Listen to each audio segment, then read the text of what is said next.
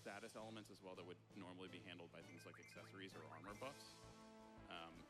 And also certain magics are better with certain stat pairings. So like curative magic improves your HP more than something like fire or thunder would. So there's all kinds of different pairings and combinations of magic that you want to junction to get the optimal setup. So you'll see Toju drew some thunders there. He's going to use them for a multitude of things. In the next fight, he's going to actually be using them to lower his own HP into critical so that we can use as many limit breaks as we'd like. And later, we're going to use them in some fights that we're going to use against water-typed element enemies. Yeah, so you can get magic in basically 3 different ways. You can either draw it from enemies, you can draw it from draw points, which are those that works best, I think. That you'll see around maps. We'll use them a couple times. Or you can refine magic from items using certain GF abilities that allow you to do that refining.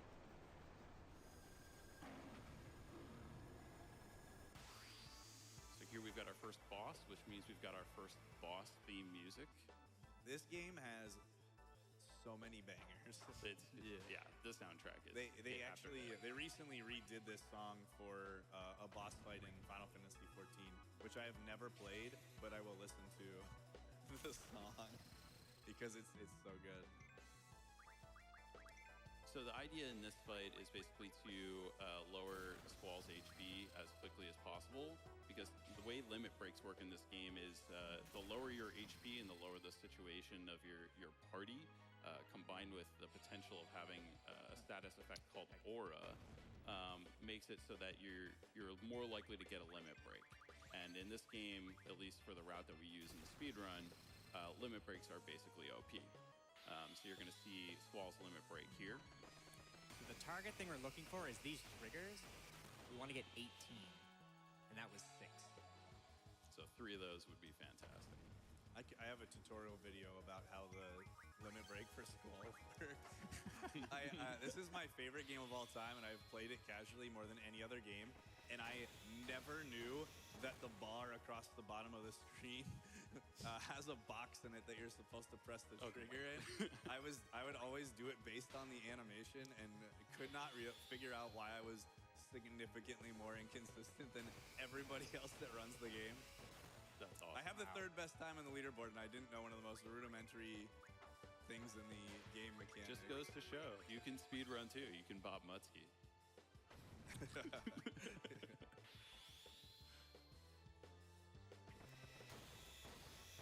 So you'll see throughout a lot of battles, your party's going to beat up on itself a lot. Nice. That was a pretty good fight. Yeah, it was. Yeah.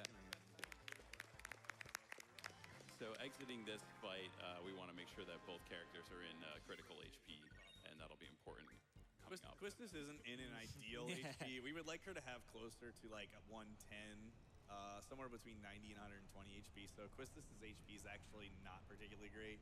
But, she actually had a kind of awkward HP where she was just barely outside of critical range, and then she got hit, and now she's in critical range, but kind of too low HP. There's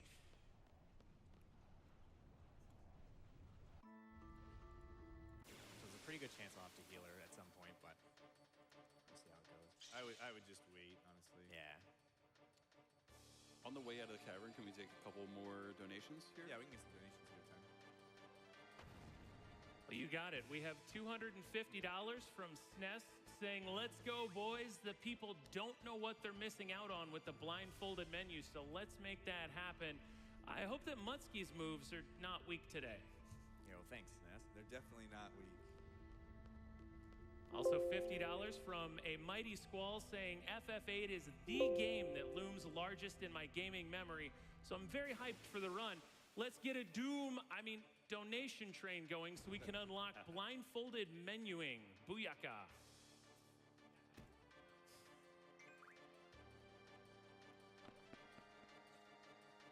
One unique thing about this game actually is that you can just go to the menu like that, and enemies can't get turns, but you can still wait to flee. So you can just do that and just wait forever, and they'll never get a turn.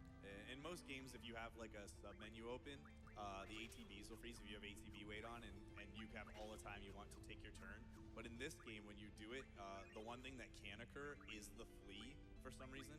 So once we get like the item menu open, because it's just one input, access and just open it and hold flee, then you're completely safe and the enemies will never get a turn and you can run away.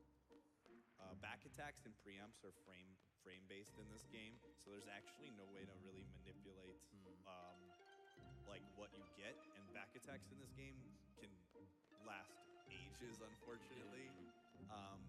So hopefully we don't get any. But yeah, there's nothing we can do about them on either end of that spectrum. Speak of the devil.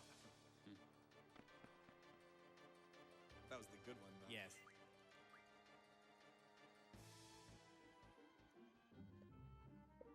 So we're gonna head to the beach here. We're gonna get some AP from these enemies. These are Fastido fishes. Give 6 AP for the fight for killing both of them. They also drop a really valuable item for us called a fish fin, which we're gonna get 5 fish fins, and we're gonna use a refining ability that we're going to get from Shiva to refine them into 100 waters to amp up Squall's strength right off the bat before we head anywhere else. So like I said about Quist's HB, obviously got some immediate bad luck on this fight. So Double 17 rolls is just not necessary. yeah.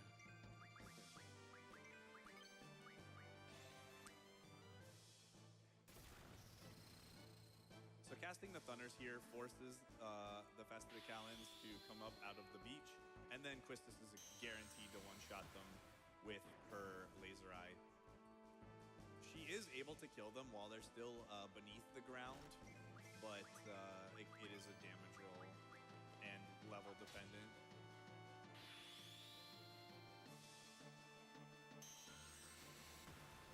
So you'll notice that Toju did an attack there even though it didn't need it for the damage. That was to give himself an opportunity to buffer a limit break for Quistis there. Yeah, I tried to get it without it, but Yeah, it did not work. So with her HP, I think that's the right move. So if you have a character that's doing an attack animation and someone else in critical, if you get their limit break and access it while the attack animation is going on, the limit breaks will always take precedence over anything else. So even if the other enemy's attack is already queued, your limit break will take precedence. Yeah, you basically just have to refresh the command menu like you did there to try to get the limit break. this is very troll. Yeah, Quist is getting beat up a little bit. Toju just got a new job, so he ran out of good luck. Props to Toju for getting that. All right, pray that they don't hit Quistis here. Okay. All right. Unfortunately, I'm gonna have to heal her. I would say Yeah. It's okay. yeah, maybe it probably would be nice. Honestly, in situations like this, if you were doing like an actual PB run, you probably wouldn't. You would just, hope she doesn't get hit. But wasting 2 Phoenix downs early when the first, hour or so is actually going to be pretty tumultuous, we don't want to do that. The one thing to get to point out based on that is that in this game, you do not get money for winning battles. You get paid a salary for being a child mercenary, which we aren't yet. So we actually aren't being paid yet. So our gil is very, very short for quite a bit. Yeah, this game did go for like a hyper-realistic look and feel with the character models and everything, but also with getting a Mono. salary, driving Hello. cars, and needing to buy gas for those Yeah, what you doing cars. all by yourself down here? There's a lot of I am just in a channel. That's all. but all in the sake of a little more realism, which Like, What you doing? right out the window. waiting for a healer to join my fucking queue for Theater of Pain. Yeah, I was hoping one of the Theater of Agony. Oh, that is too much. Heroics, normal, or mythic? Mythic. Are you a healer? No, I'm a tank. That's what I know if figured. I'm re- So I don't think we. Everybody's a tank. Really? Oh, we have so many tanks, and there's a lot of tanks in this expansion so far, which surprises me. No, It's harder to I'm tank the at the best beginning of tank an I've found. expansion. It's a lot harder to tank in the beginning of an expansion, so I'm actually very surprised. Hopefully, if we get at least one, then we are on track. yeah, I'm a 175 prot Yeah, warrior. exactly one is actually ideal. I'm a 176 blood DK and I think my paladin's at like 162 or 3. So that's really good. So Did not get very good loot luck on my as paladin. long as we got 5, that's perfect. how many was the last? So I've been thinking about probably just taking this week Yeah, we just to have get first three another tune sort of leveled up a little bit and geared up, Yeah. because I know, I mean, I can easily get some other stuff done on my warrior. I don't want to rush and have a headache. Yeah. So I don't know if I want to Now like we're gonna head back continue to leveling up my Charlotte. priest that We I have, finished our or start with my prerequisites shaman for that's already level quiz, 50, I guess, before the exam. or do a Uh, paladin. You to determine it those doesn't. technologies. There you go. Well, if you want to But play now we're going paladins to are our ridiculously prerequisites, overpowered and they're and absolutely going to be nerfed. be paired up with But for now, they're stupid fun. I'm talking about to take our actual healing right now, like a healer as my next exam. tune. Yeah, I have no idea anything about healer balance. Essentially do mercenary work. Well, shaman's for been doing really a, well. Don't get me I guess, wrong, and I know how to play shaman like back of my heart, that but it needs, I also is have a requesting aid priest that's at level 36, so I was playing disc with him, and I mean I don't mind it. It's just I don't know. While we're prepping for the mission, I think we could take a couple more But the donations. holy paladin's a Well, little weird absolutely. because We of the holy have power. Yeah. $1,000 You know, Yeah. apparently they're not doing strong enough heals or something like that right now. from Dad I haven't had an Dog issue with a holy paladin, but best of my I, uncle last June. maybe some This people have donation been. might be too late for him, but I hope it will help others. A big thanks Or to someone else in the everyone guild, I guess, that involved has in a the holy event. paladin. They were complaining about Thank you so much. the holy light or the holy We did also power have $10 healing from spell, a Metatron. how it does which so said, much "Good little luck to damage, while you Lutsky's can have like mom's a favorite priest or a speedrunners," druid and of course, heal the same is amount, Lutsky himself. like more often, I guess, Thanks, Emma. Now, if that makes sense. true I guess. story. I don't know. After our FF9 run last year, my mom watched Luzbel's blindfolded menu several times, and then told me to my face over the holidays that Luzbel was her favorite. You know, I haven't really seen any Mistweavers out there. Oh yeah, What's going on with them? I just had one in my Sanguine Depth run. It was Don't blame me. pretty strong.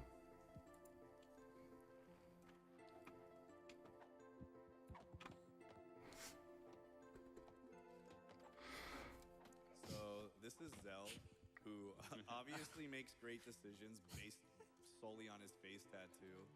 So you know he's going to be a trustworthy companion for the entire game.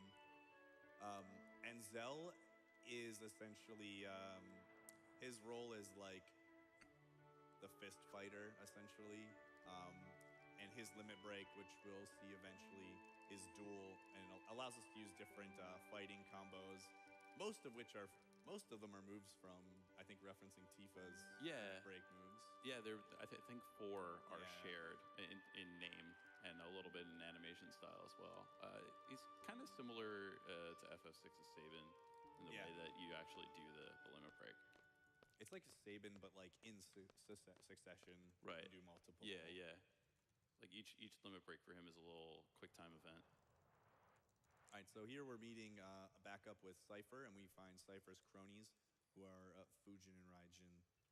Hey, do you who know are if we two of have the a most beloved characters monk in healer in the guild? They're hilarious. They're absolutely awesome. Definitely provide some. I don't think I so. know we have a We Wind might. Walker. And now We might. I think he might have quit. Cypher, good luck. The guy I'm thinking of. It's for people that need it, and she said, "Okay, then good luck, Cypher." And now he has added Christus to his list, and everyone's like, What is that? What's the list?" Now we're gonna meet the hero of Goodwill Hunting. Okay, yeah, no, we don't. Okay, because if I'm gonna spend time doing stuff like that, I probably want to. Dead Poets Society are Okay, this is gonna be fun. I just need to figure out what race I want to be. Robin.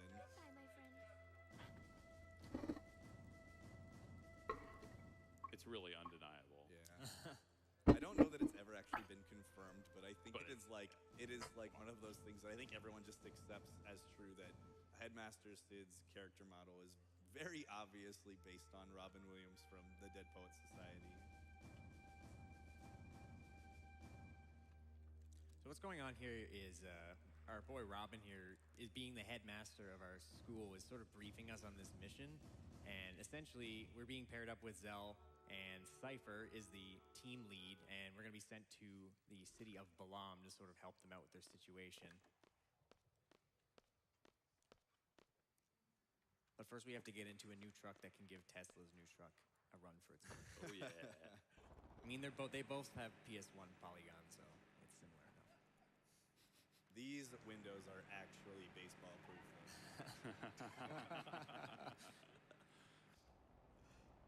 And it's also, if you see the interior, it is as large as a one-bedroom studio apartment kind of thing.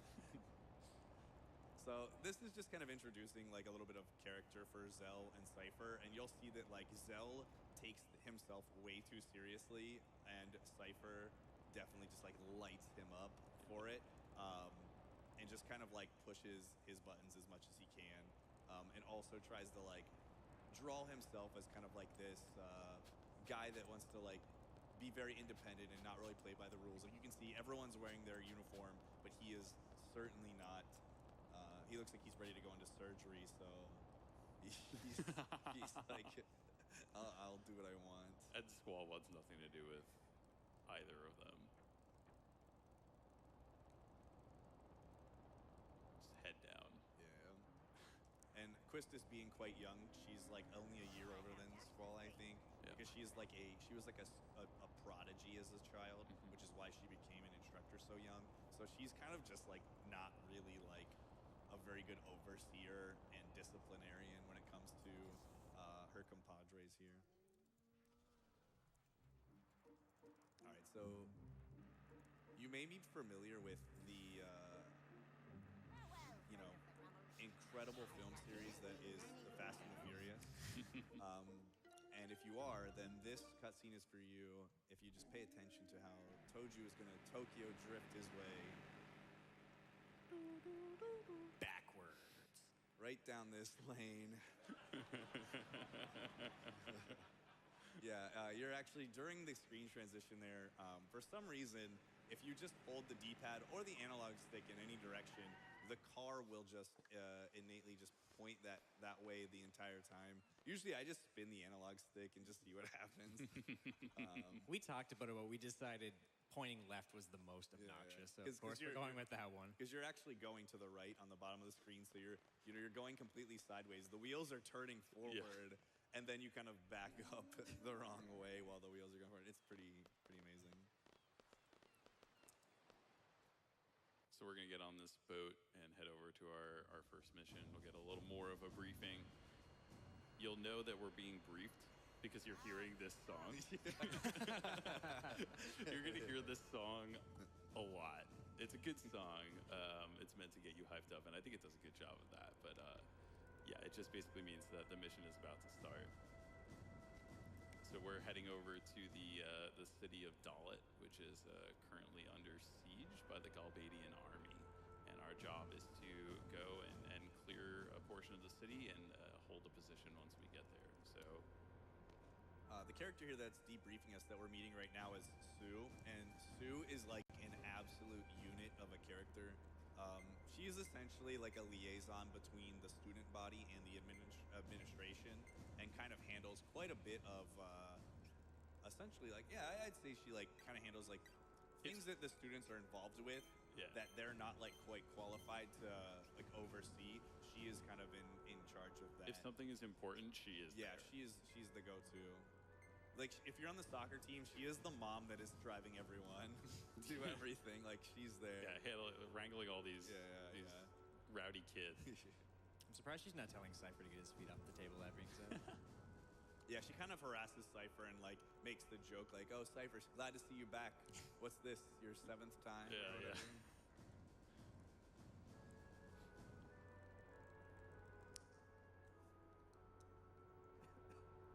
And so again, here he has the option. He can converse with whoever he wants, but again, just ignoring everybody's thoughts and feelings is the fastest.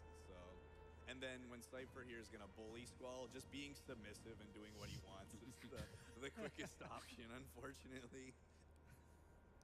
Yeah, because it's my order. And we're gonna need it quiet for the next 40 seconds because this is the most hype FMV in the entire.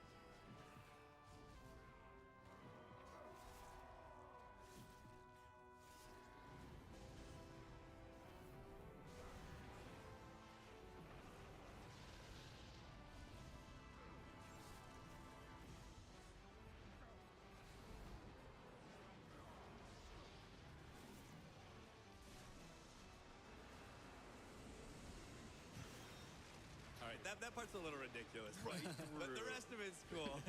For no reason. That is the Kool-Aid man of boat drivers.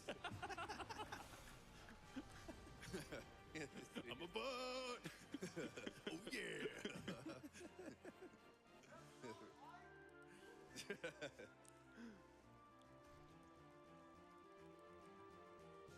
So Cypher is technically our like party leader right now, but obviously we're kind of controlling our own two characters, and he'll be available in battle, but we don't actually, really have any control over him as a member of the group. So here, Toju, this is where he's using the fish fins we just received from the fights that we did in order to get 5 waters, and you'll see that Squall's strength just increased from 17 to 37, which at this point in the game is obviously a significant increase. It will be a very noticeable difference immediately in battle. He also went and learned a couple more abilities. As I think we mentioned a little bit earlier, GFs have abilities that you learn, and each one of those will be really important. So that's what gave him the ability to refine those waters from the fish fins. Right there was a GF ability from Shiva. So there's a number of those that we'll be learning throughout. And we'll mention those as they come along. Worth noting is that this is the first time that the enemies have like realistic death animations instead of just like fading away or disappearing. Like they kind of fall down and die, or Rather than just like most other games, like in FF7, they turn red. just turn red and glow. FF6 is like they do like a purple fizzle out kind of Yeah. thing. In this game they actually have like death animations, which is kind of cool. And if you notice a lot of the architecture in this game, especially this city, like it's very, very much like influenced by a lot of traditional Europe. And so there's a lot of really cool textures and cities in this game, and Dalit is one such city. Yeah, there are several cities that were designed after European cities. One is Paris, and we'll point that out when we get there. It's very obvious. This one is, you could say it's kind of Normandy-esque. Yeah, I mean, I think this is supposed to be like obviously with the storming of the beach and Right, and into exactly. the town. And it's really cool. Like, there's people that post pictures online that'll be like comparisons of like a real, play. Like, there's like a picture of like, this fountain coming up. You'll see like a real fountain and some buildings, and it'll be next to a screenshot of this game. And it's crazy how like you can just see this like juxtaposed identical. Yeah, look. the producers actually did a lot of on-site scoping. I totally believe Yeah. that. So one thing we didn't mention, and you probably noticed, probably the single most common question that we get about FF8 is why are we running all the time? And this is particularly important later on because we have characters in critical HP all the time, and basically the reason is that while we're running, you can see he has like a really slow animation, hunching over like that. It skips that whole sort of getting up animation before actions, and it's just faster to do that. So. It saves a small amount of time each time you do it, but the amount of times that you attack in this game in the course of the entire run, it really saves a nice chunk in battle time. Yeah, and you can tell already with that strength boost that we're getting and the damage that we're doing by attacking, it's going to be our primary method of dealing damage is by physical attacks and limit breaks.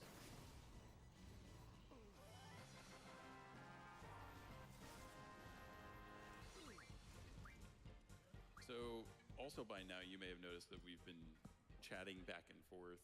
Kind of jotting some things down. Essentially, to get the Zell card later on, we're going to essentially, the seed that the game is on with the hard reset we did will start the same place. It'll be the same every single time.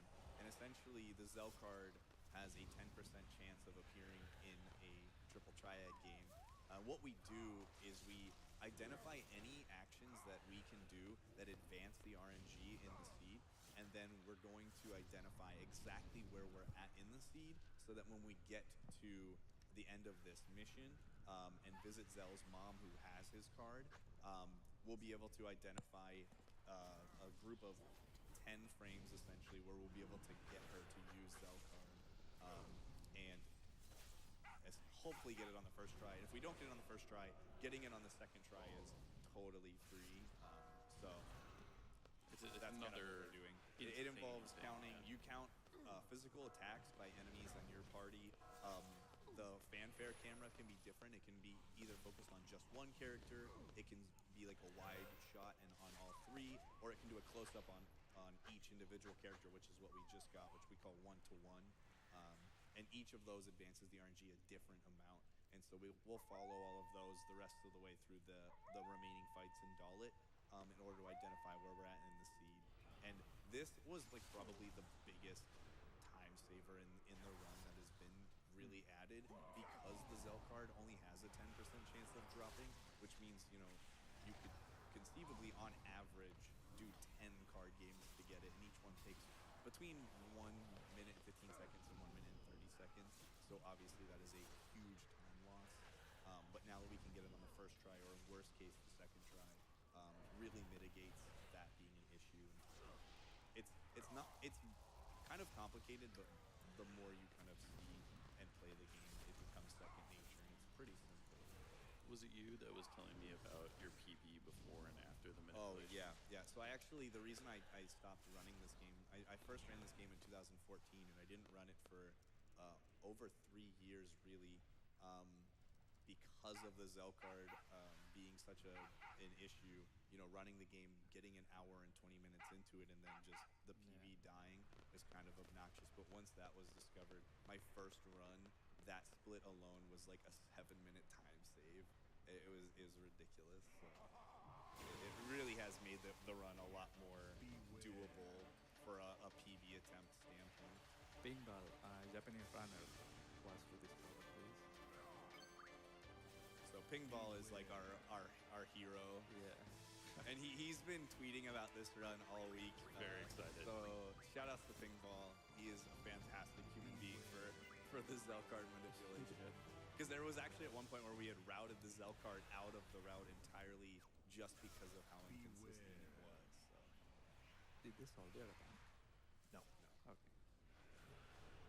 Yeah, the really interesting thing about sort of keeping track of all this stuff that happens is you don't have to keep track of literally everything. So one sort of practical example is we need to know if the soldier attacks, but it doesn't count if he uses a spell. That doesn't do anything for whatever reason. Only physical attacks do. So there's a lot of stuff like that. So you really aren't trying to keep track of everything that happens along the way, but you sort of have this checklist of things that could happen, and you have to watch out for those. So this is Snake Daddy.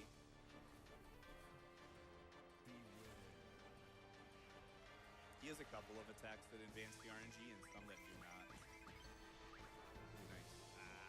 So that's a sweet.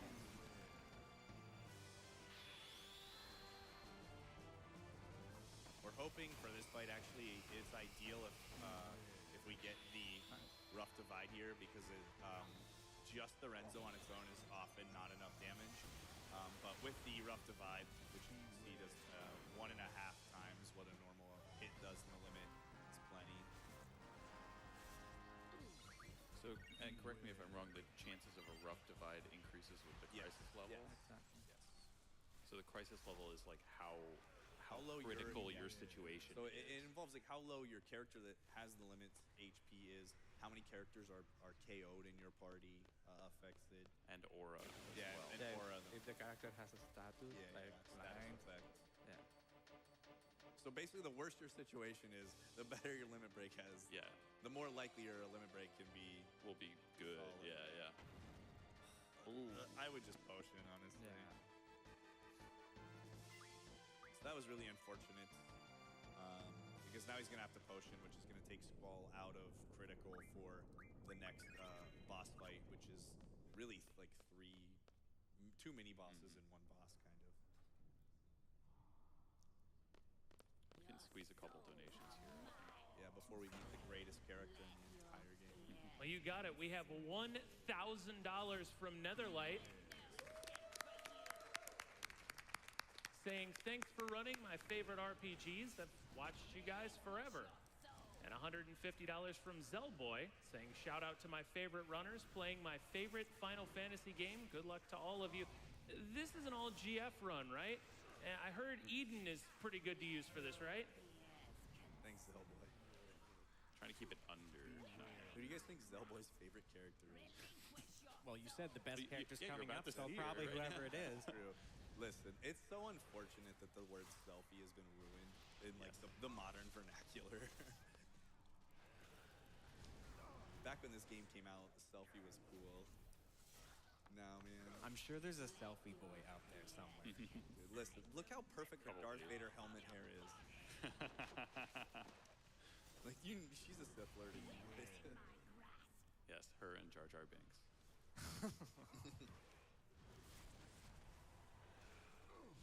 So this is Selfie.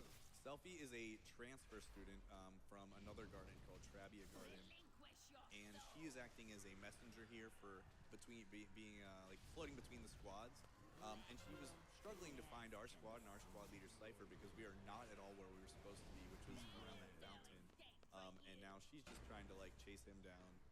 Selfie is like the most bubbly of characters, and she's like very school spirited. I guess, which is, I said she was a good character. Now I don't know. You're talking yourself out of it. Geronimo. There's a lot of jumping off cliffs.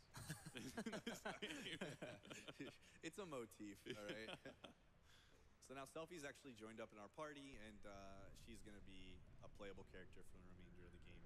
And honestly is one of the characters that drives quite a bit of the story in the middle of the...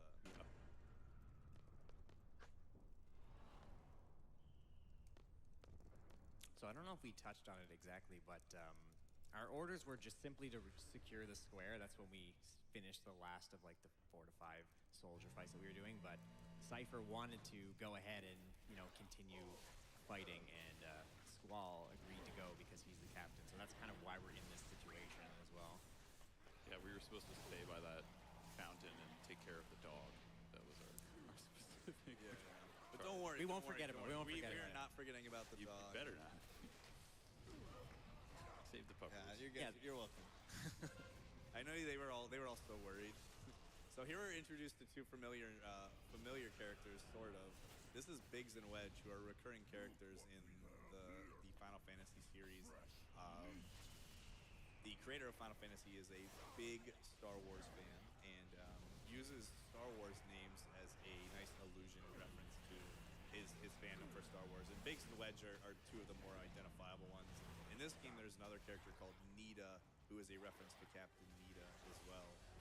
But Biggs and Wedge are the two that people know the most. These are two Galbadian enemy soldiers, but they are like, dude, they're like the Rosencrantz and Guildenstern like dudes. Like they're really, really funny. They kind of like, always screw everything up kind of and find themselves in the wrong place at the wrong time. We're going to run into them a lot, and it's never going to go well for them.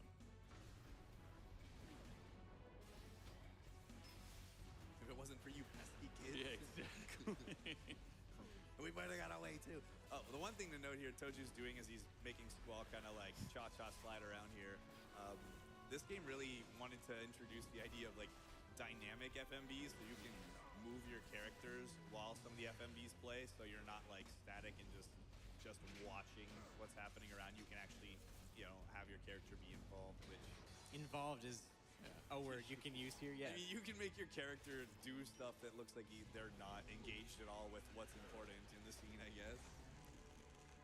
I also don't know why this satellite dish is shooting a massive laser into the sky. I'm not an expert on the engineering of satellite dishes, but I am positive that's not how they work. Lasers are cool. It looks like something out of like a 007 movie. Yeah, They're gonna like melt the earth. I'm pretty sure that's A the plot lunar-based of Star Wars laser. Episode 7. Why make billions?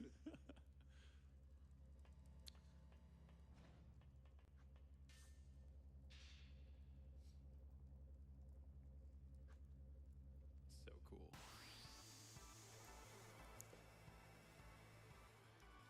One important thing to note with this fight, in order to get the maximum AP in the fight, we're gonna fight Biggs by himself here.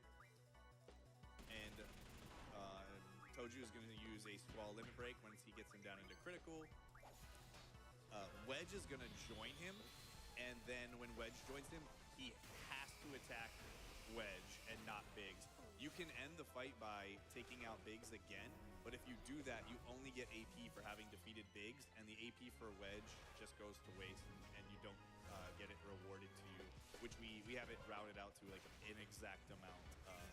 Like we'll be down to the exact amount of AP by the end of Lose Bell's Disc 3, so it's really important to use one limit break on each of them. Did we mention what AP is used for? It's basically EXP for your GFs, and that's what enables you to learn the abilities. So as we go through and pick which abilities to learn, it's very strategically routed so that we can use that time that we're menuing and know how much AP we're going to gain, so that we're learning an efficient skill at that time. So like if you have an ability that takes 30 AP and you know that this next set of battles is going to get you 30 AP, then that's efficient and well routed. Otherwise, you can wind up wasting AP if you're not learning the right skill.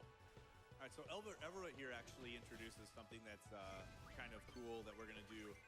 There are a number of bosses that, in addition to drawing magic, you can actually draw hidden GFs that you have to search for.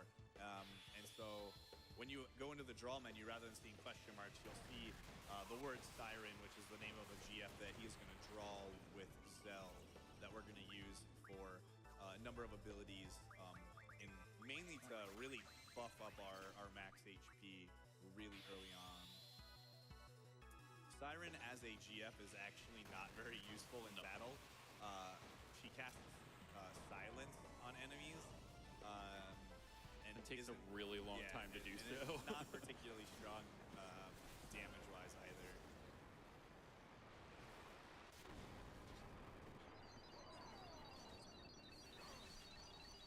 You can see these guys still feverishly counting all the things that happened in that battle. This is the last thing. Is this camera angle. Yeah, exactly. She's an obvious one-to-one. That's a one-to-one.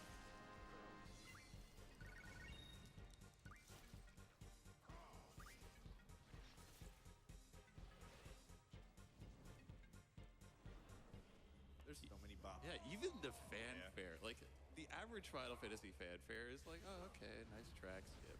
But this one is very good. So now Selfie's finally giving us the message that she was supposed to be giving us, which was the order to withdraw. So we're being told that we need to get out of here and get back to the beach because everyone's taken off. So Cypher, somehow he knows that we have Good night, exactly man. 30 Good night, dude. there. So because she says 1900. Look on your Mythic. So Thank you. It's like he's failed this exam before.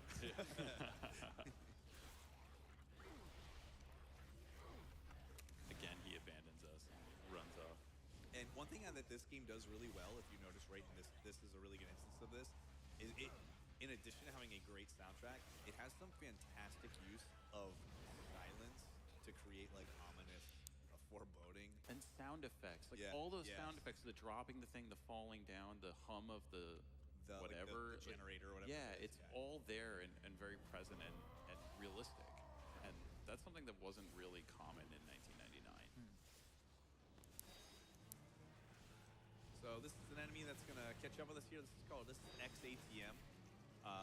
AKA the spider. The spider. Spider crab. Crab.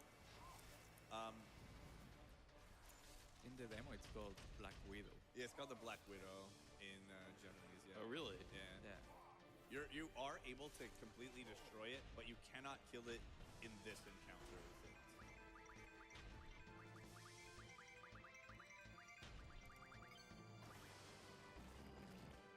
So Zelda's we need gonna a rock face divide. eaten by a spider.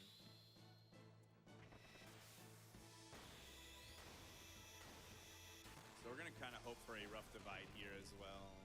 That was only a 4-hit Renzo, So he's gonna use a thunder, obviously because it's a robot. It takes quite a bit of damage.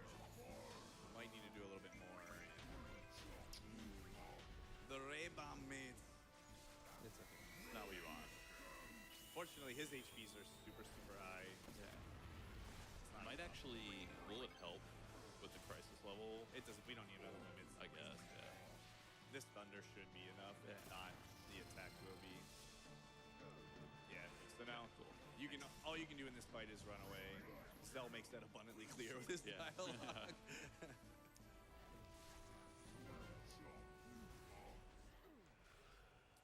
So it is difficult, but it is possible to leave Dalit without ever fighting XATM a second time. And so you'll see us do a number of tactics to avoid him that maybe you've never seen done before if you played this game casually. In your casual, you will fight the spider like 8 Like, times. So this screen here is the one that looks the scariest, but is 100% safe. Literally just hold left. You will never get caught. And on this screen, there's a trigger by this jagged rocks. If you walk by it, it doesn't initiate the trigger, and then you can just walk by so he doesn't shoot you. The coolest one is upcoming on the next screen. Yeah, Just it's we're gonna do a little bit of maneuvering to ensure that we don't get caught on the bridge. Gonna do the old dipsy doodle, right? The rope-a-dope. Yeah, the rope-a-dope. Man, this is Iverson on Tyronn Lue right here.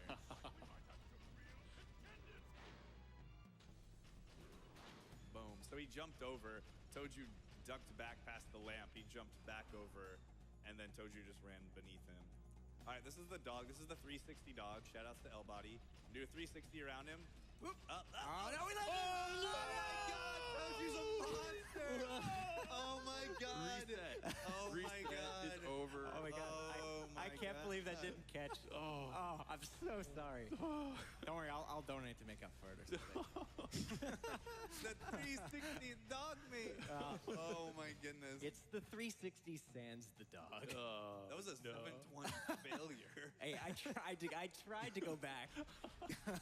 Oh my goodness. I have never like, dude- had that happen before, actually. Toju's gonna tell all of his kids one day, yeah, we're gonna get a dog, and then just pull a hard left and just be like, nah. All right, so here you can actually go into this bar after the dialogue, Wait, and just the spider 1 second. runs away. And then because of that, that awesome FMV where you see Quistis go totally ham and just like annihilate it with a fully automatic machine gun, you won't actually see that FMV. The reason we do that obviously is to skip it because it's quite long, but you will see it over here on the sidelines already destroyed. So we know it happened, but we just didn't get to see it. It's super cool. Look it up on YouTube or something.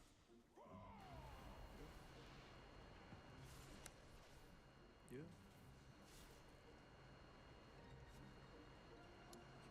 We can squeeze in 1 or 2 donations.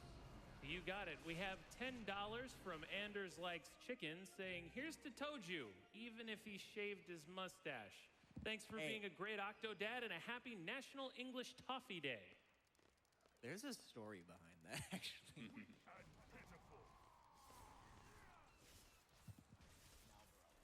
It's Malbro, yeah. The good one. All right, so now that we've done our RNG tracking, Toju's going to use that to identify where we're at in the strand of RNG in the seed in order to try to get the Zell card on the first try after we have some dialogue here. We got time for another donation if you have one to read. Absolutely. $15 from Chuckalator saying, hey guys, it's Chuck. Some say all you need for the best final party is Irvine, but I think it requires a Canadian, an American, and a Spaniard. Wishing you guys good luck on your run. P.S. I hope Luz practiced Esthar because it doesn't take me long to whip up an FF8 list of shame. Thanks, Chuck. Yeah, thank you. Chuck, we call him the Final Fantasy Sage. He knows everything. Oh. Bing, bing. All right. So, Toju's going to take a safety save up here just in case he does lose the card game. Hopefully we can get it on the first try, but like I said, if we don't, the second try backup is super, super consistent. 438, right?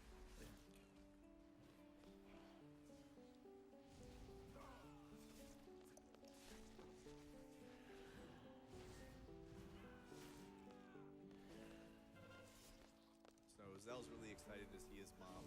Unbeknownst to him, we're just gonna rob her of her most prized possession. It's totally fine.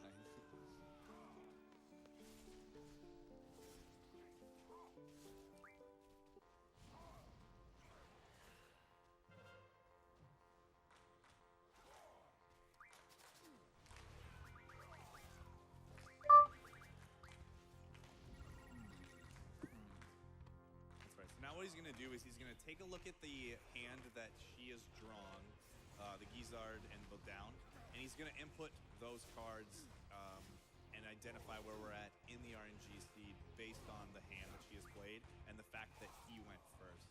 So this is the only time, this frame is the only frame that this pattern can happen on, so we'll know where it's going to cycle from here.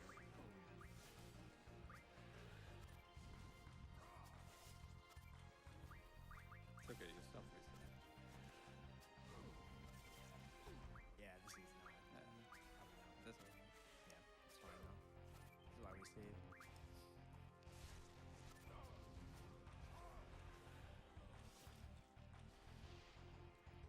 We can do a couple more donations while we reload.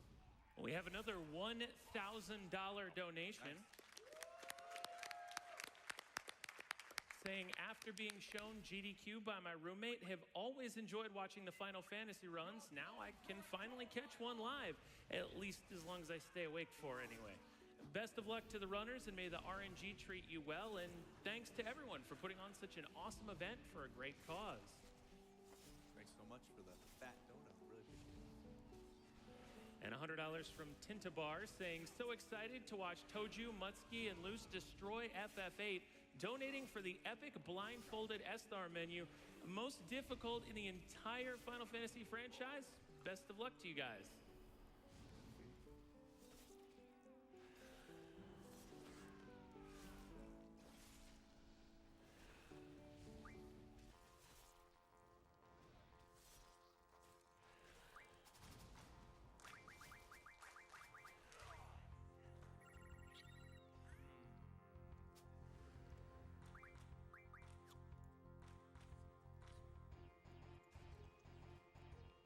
All right, so same deal here. We're going to record again and see if we can figure out what seed we're on. We'll roll through a couple more donos if you got them. Well, yeah, we have $50 from the dog 228 saying, Toju, are you coming back for me? This crab spider monster is really scary. Poor pupper. And also $10 from Kiraga55 saying, drawing and casting the best RNG spells on our finest seed members, Toju, Mutski, and Luzbelheim. Let's hope the run doesn't give you any grief. Oh dear. It's hurting. Yeah, thanks, Kiraga.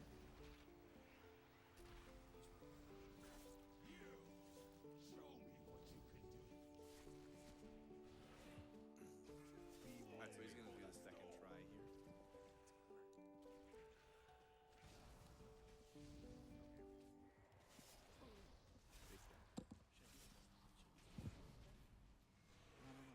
We have $100 from Michael217 saying, caught last year's FF9 run on the VOD, now catching FF8 live. Thanks for hosting this run. And $20 from Pancakes216. They say being sick at home is never fun. With a Final Fantasy VIII run, I'm doubting that. Greetings from the Netherlands.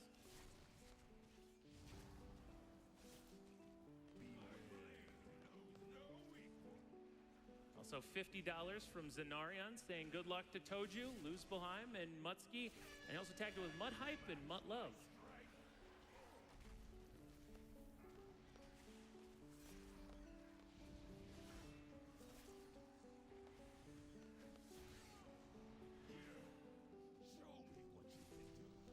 In conjunction with some of the bops in this game, the chill music is equally incredible. The song's called Breathe. Yeah.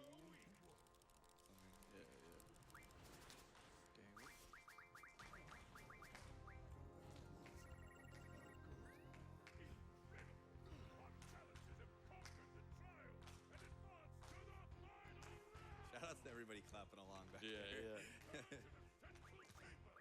This song is the jam, and if you play this game casually, you play this card game a lot, and you never get sick of it. Mutski and I actually both have full decks of the cards in this game, and we need to have a duel. Shout outs to Metatron for hooking it up. Shout outs to my buddy Rob for hooking it up. All right. second try manipulation attempt.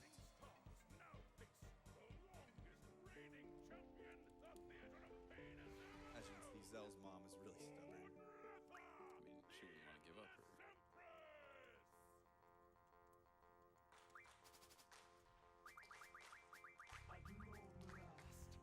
Yeah! First try every time. Yeah. 1-1 cards, mate. Okay, no quick, mates.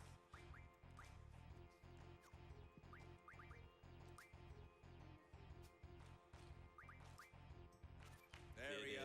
it. Yes. Let's go.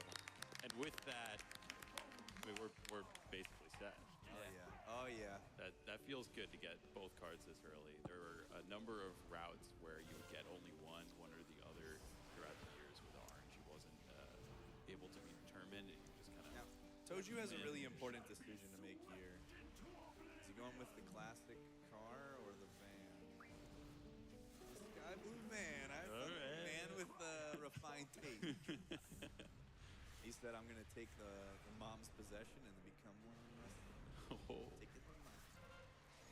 It actually doesn't look anything like a van. No, Like, just it looks looking like a car. It looks exactly like the Cybertruck that we drove here. It's blue. I never realized how much it doesn't look like a van. All right, so now we've gotten back from our mission, and everyone's going to take off and probably catch up before the results to see who made the cut and who didn't. See ya, Badger. Everybody loves that feeling after the final exam where you're just like, can sleep for the first time in 8 years. We wouldn't know what that feeling's like. What is sleep? What is sleep?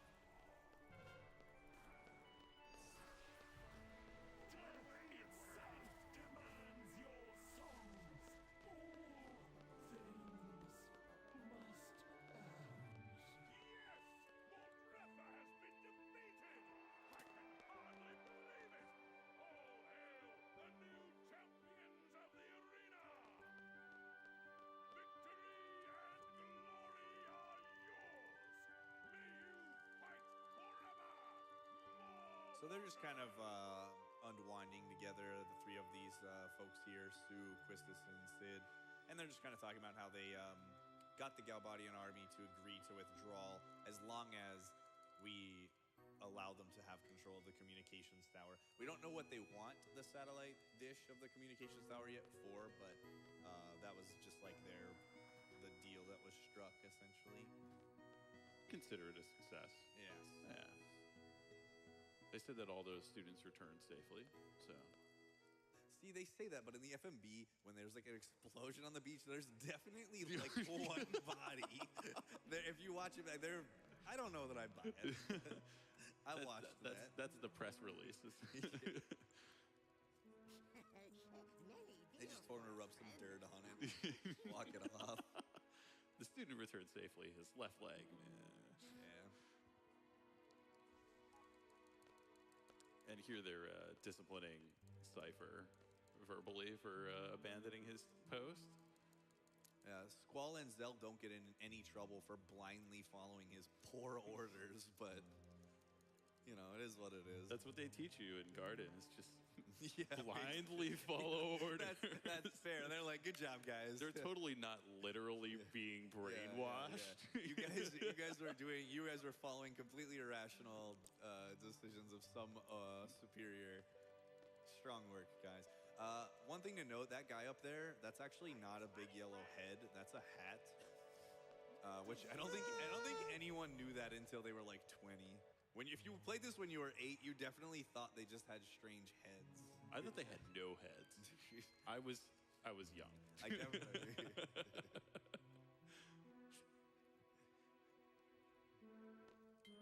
Man.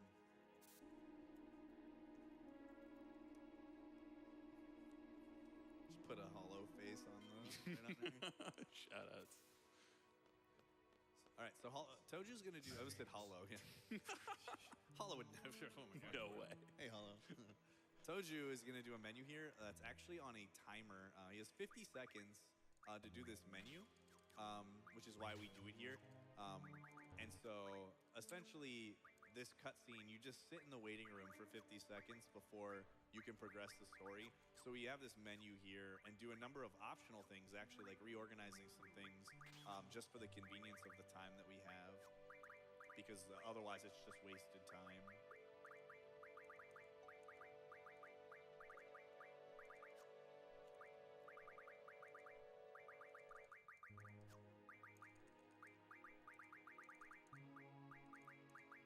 So this reorganization of items is just setting us up for later. We'll get some new items and they'll slot in a little bit earlier in the inventory, making things a little easier in battle.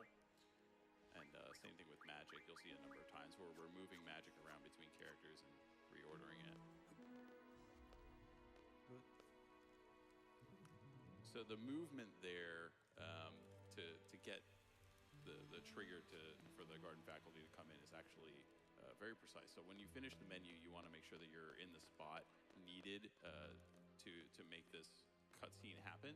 But you're also watching Zell as he's pacing back and forth, because there are certain times, basically when he gets to the end of his walk and turns around either at the end or at the front, the garden faculty cannot appear until he's finished turning around and walking and started walking the other way. So we wanted to time that specifically such that he would be in the middle of his walk when the garden faculty is supposed to come in. It's kind of like a frame rule. If you want to use the bus analogy, go ahead. But that's basically what's happening there. So we found that 4 students have been promoted here. We've got 3 from our crew, Squall, Zell, and Selfie. And that other guy. That's Nita, but Nita is like the character that they want you to forget about, and then everybody forgets about him in the game. Look at this line from Sid. Yeah, this is so good. Great. Will you do it slow? Do your best even if you don't stand out. Like, it's basically like saying you passed, but you're This welcome. dude is irrelevant for the game. It's such a backhanded compliment. I mean, Sid knows. Sid basically just gave him a participation trophy. It's fine. It's like, we're promoting you, but like, It's cool. it doesn't really matter. It's cool. And so you see Selfie and Zell are really ecstatic here, and they're like really like showing it off. He's like high stepping, you know. It's All right, pretty right, great. right. Just do it, right?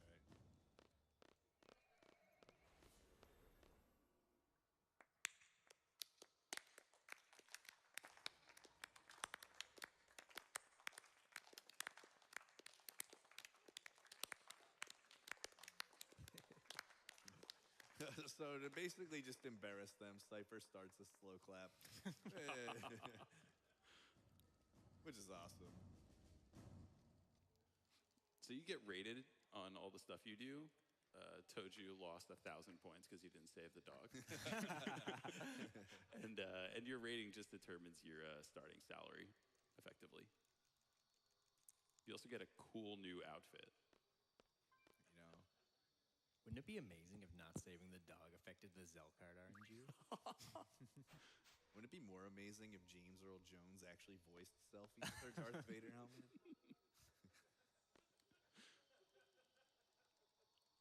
Let's go to the party. All right, so here's another instance in which essentially Toju's gonna have Squall ignore everybody. It's great. Oh, this is the best looking guy at the party, by the way. Look at that face. My gosh. He's gonna be on a Gap commercial for sure.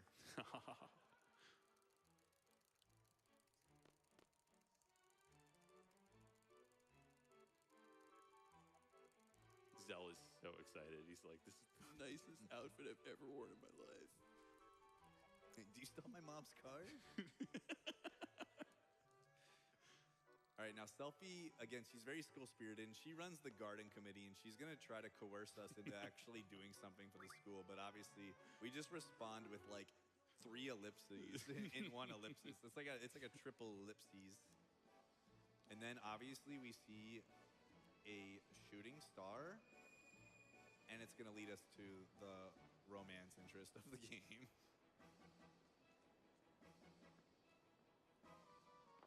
So.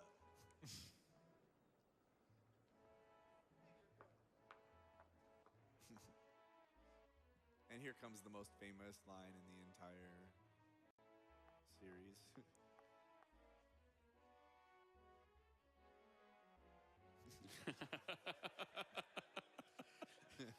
Clearly.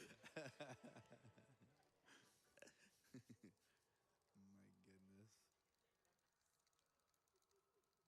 Dating tips out there. Just hypnotize someone if they're not interested in dancing with you. Don't, please don't. No, you don't. Do not condone that, not whatsoever. I want to know what he does with his drink in the last 2 seconds because his drink's kind of Just threw it on the ground. at the farmer's market with my so-called girlfriend. All right, so Squall can't dance. But then,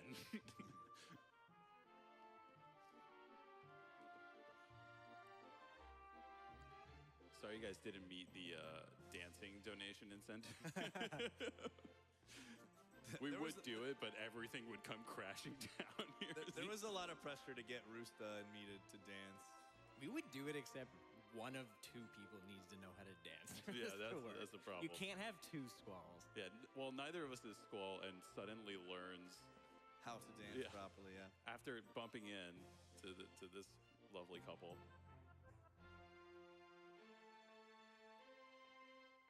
Magic. Look at this mastery. Fun factoid, Mr. Zwanzig is a ballroom dancer. Yeah. True story, yeah. Wow. Yeah. Mr. Zwanzig used to do competitive ballroom dancing. There you go. There's your Final Fantasy speedrunner factoid of the day. And he hates this game, so...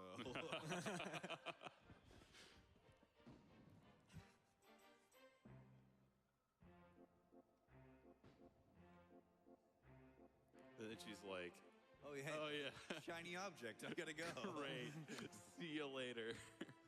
No, I presume that she's going to speak with Sid. Yeah. We find out that she's actually here seeking to rent and pay for the services of the mercenary of the garden. And so I assume that's kind of what she's doing. And that's why she's visiting. We don't know her name yet, and we won't know until the Yeah, donation. it's incentive. still if you to wanna- be If you determined. want to name Dancing with the Stars, like this is your last chance. All right, so get him in there. All right, so now Quistis is coming to let us know that she's got one more thing for us to do. She's like, I got one more mission. Is that the first whatever? I think it's the first whatever, yeah. There is a whatever piece of memorabilia you can win if you donate during this room. Yeah, so donate, Which I get thought was- whatever, whoever put it on do- your wall. If you're the person that donated that, you are an absolute We legend. love you. Yeah, that was hilarious.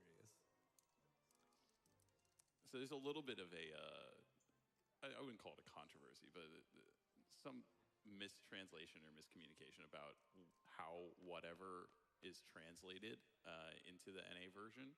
And it varies case to case. So each instance in which it was translated to whatever in English is not the same in Japanese. And we were going over some of the meetings before this, and it can mean anything from "I'm sorry" to "you're really annoying" to just a number of things. And it doesn't always play to be the same character for Squall that we've come to see him as in the North American version, as being dismissive and just kind of uninterested, which he definitely is, but maybe not to the same degree that that line has become so attached to him and made us all to believe.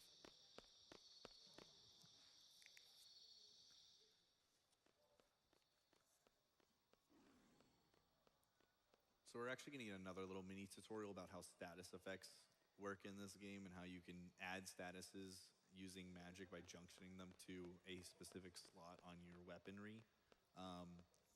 And Quistis actually tells us to try to fight this monster that can absolutely obliterate you. Jurassic Park was really popular in the 90s. So if your game did not have a T-Rex, like it wasn't going to sell. Yeah. We got time for a donation or two if you want to, by the way. Well, absolutely. We have $10 from Roosta. It says, this one's for Mutsky, the best-looking guy here who can't dance. Oh, thanks, Roosta. And also $10 from Mirgaz, who says, thanks to Mr. MV and the French Restream. Love to all.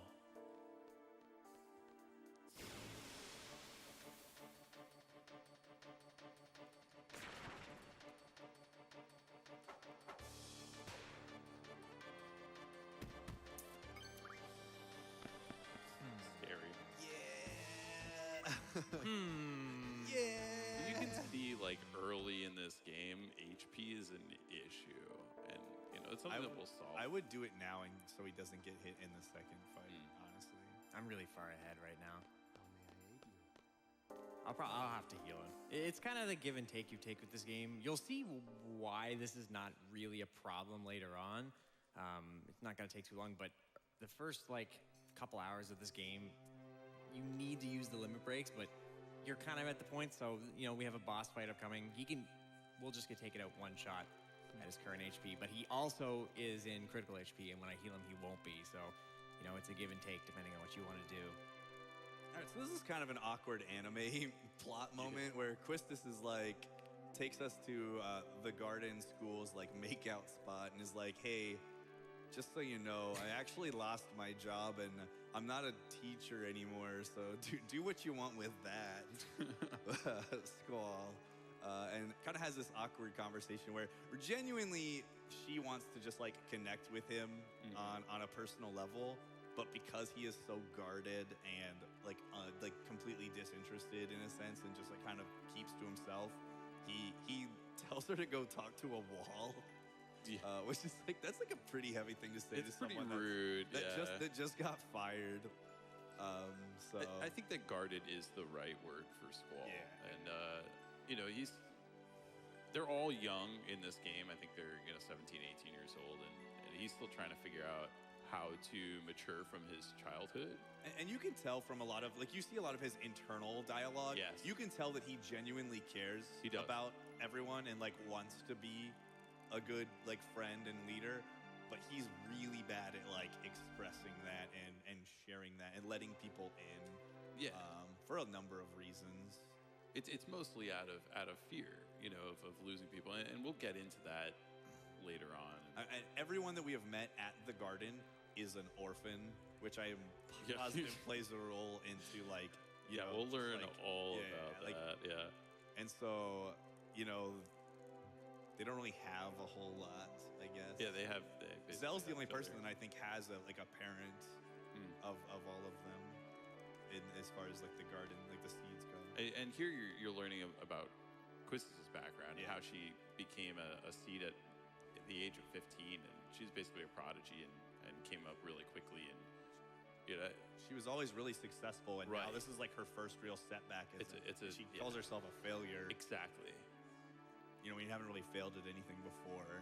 And she doesn't really have someone to go, and I don't know if Sue is the the kind that you can have a heart-to-heart, but she's trying with Squall. It didn't work out. Is a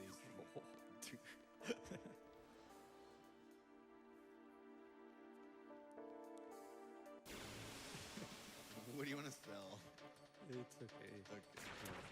Yeah.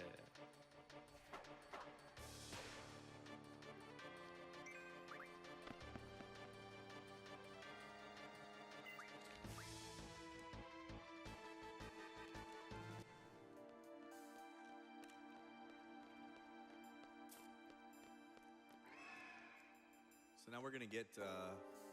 Our community has a mascot named Goranaldo.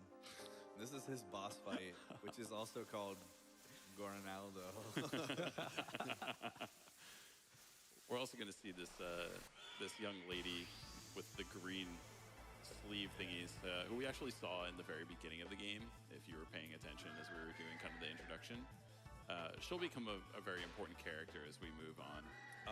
Unique to this fight, this is the only fight where we'll actually use a GF summon in the run. We don't use them very frequently because they are really long, but because this has a 4 enemy, I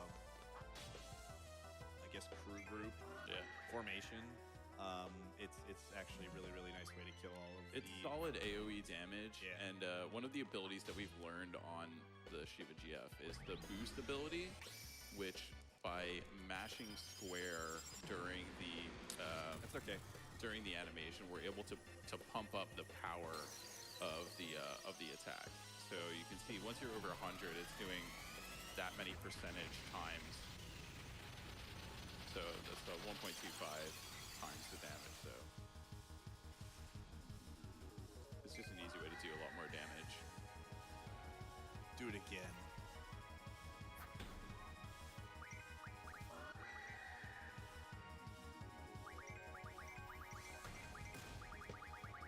more jamming tunes.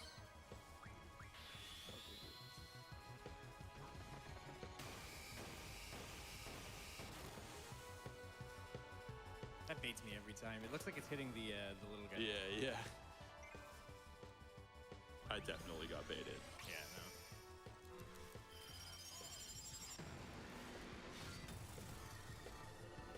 So when you're mashing, you have to just be sure to not hit the button when the X is over the finger.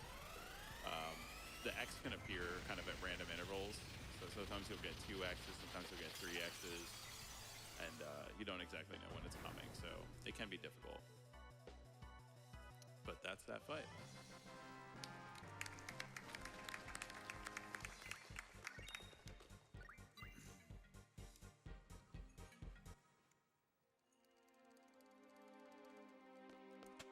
And here we see the young lady is suddenly, these guys kind of ninja in here.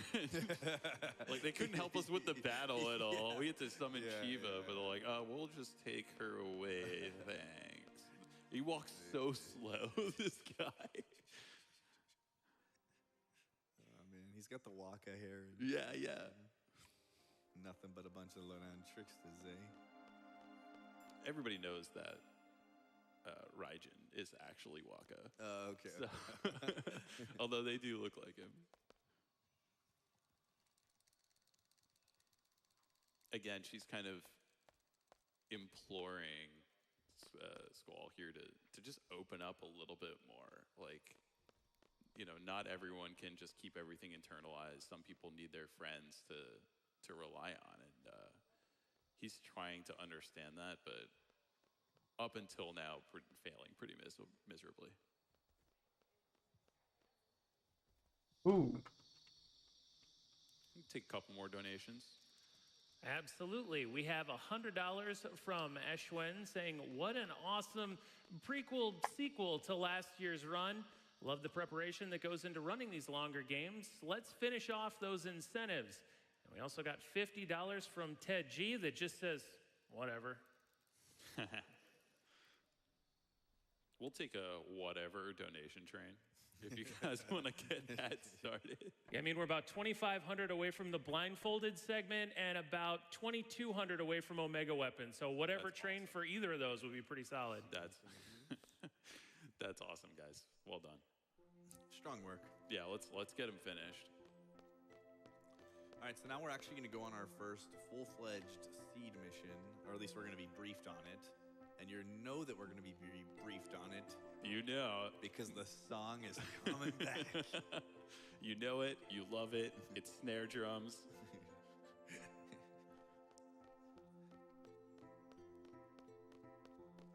Just want to cue that up anytime I'm doing something serious. I cue up the, what's the prelude music? Oh, yeah. I don't know what it's called, but yeah. Yeah. It's the music that plays if you just start the game but don't. Oh, debated by the You can't go out the inn. Oh my goodness. This guy, I bet you if it says 10 or less items, he's got like that's Toju. What a call! Excuse me, it's 10 or fewer items. I just got Stannis. You set yourself up for that one. Yeah, English teacher. You're right. You're right. All right, so Zell introduces the greatest mode of transportation in any Final Fantasy, and it immediately gets complicated and never comes back again. They load it in the back of the Cybertruck, and it's just... The lemon heads steal it, and we never get it back. It's a shame. This is such a missed opportunity. Yeah. Even if F7 has a snowboarding minigame, like, come on. They should have just replaced Chocobos with T-Bone, of course. I would have been totally happy with that. That's right. They stepped the game up with Flying School. So. Yeah. Oh, yeah. All right. After we get the orders here, he's going to speak with Sid and get a really important item, which is the magic lamp.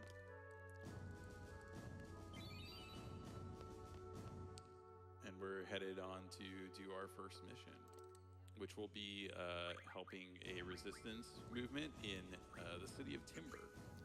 We're going to meet there with a group. So hard. It's so hard. So Toju is switching the config for me because we use different things. I use xconfirm because I'm not a monster.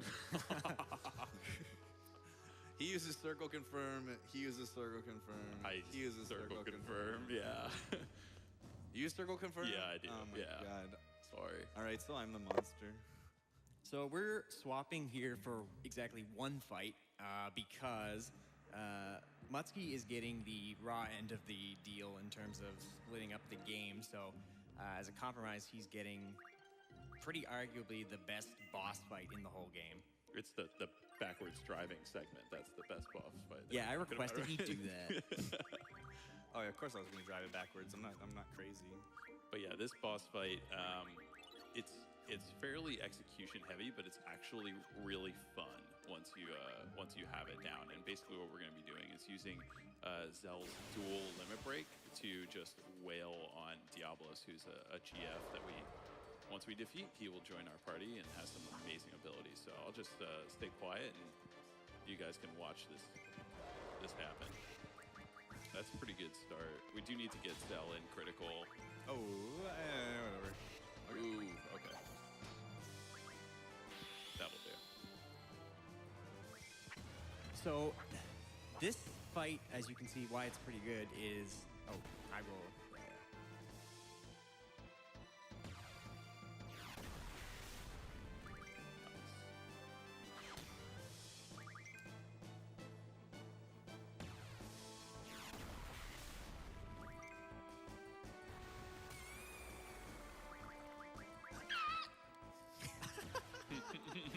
Whenever Mutski sees a dolphin on screen, he just channels his inner dolphin. So.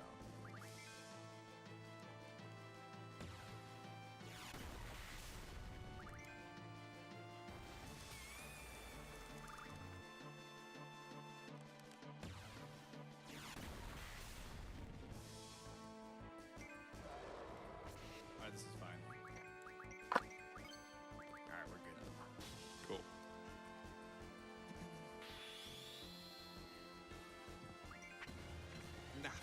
Now you kidding.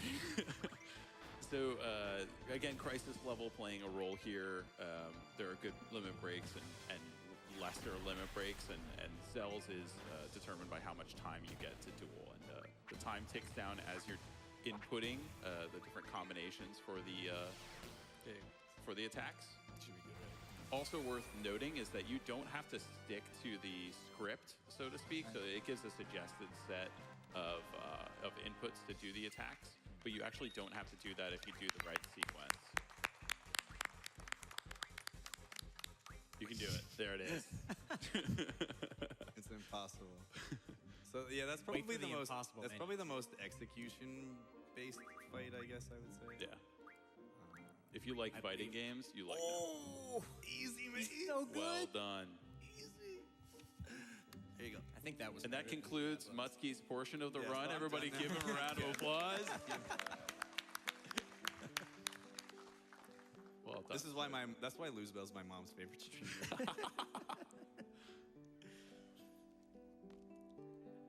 I mean, you just pinch hit and hit a home run, so well done. I don't know if you guys mentioned it, but if you noticed, I was doing attacks that are actually not Yeah, on yeah. my docket. Yeah. But you have to do a specific order. You can't just Yeah. you can't just do So whatever you have want. anything at your disposal that Zell can use and learn, even when you haven't actually learned it per se. You just need to know what the path is. Mhm.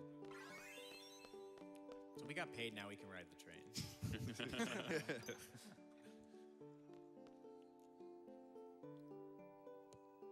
Yes, we got paid for running around in circles. It's good to be a seed. I think we got paid to leave this train station.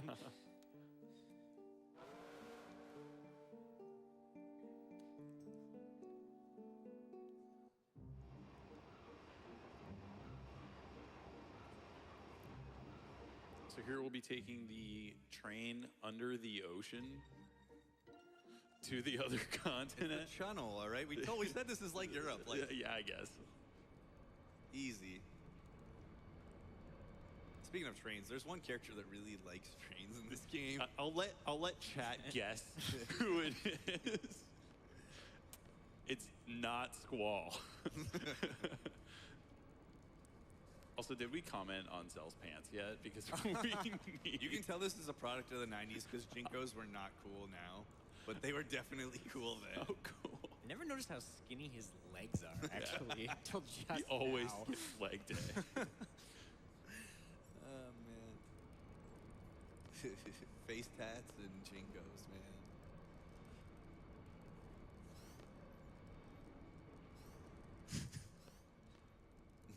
I also like this part. This is like low-key really funny. Zell's like, check this out. They got magazines, and it's like it says Pet Pals Volume 1. They really hooked it up. It's like, what kind of garbage are you reading? Like, I wonder if he knows why Cypher picks on him. You don't just, happen upon the nickname Chicken Woods. Like, you gotta earn that. I can't confirm, but I don't know if that phrase is used in any other video game ever.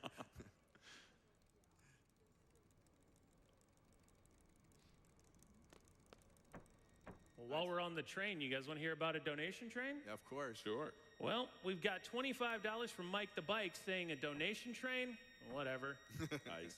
$50 from Ellipsis ... that also says whatever. $100 from Mr. Horrible. Whatever. And $15 from Dragon Fangs. Whatever. Oh, $25 from Scoot156. Whatever. Toju wants us to go to. Just need one quick sec here. Okay, good. So this is the first instance of what we're going to call Laguna Dream. And it's a series of dream sequences. I'm going to stop talking because this song is amazing.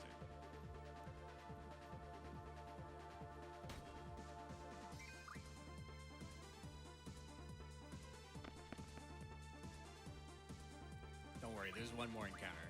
We'll hear it again. So you notice All right. Toju actually took 2 walking steps here.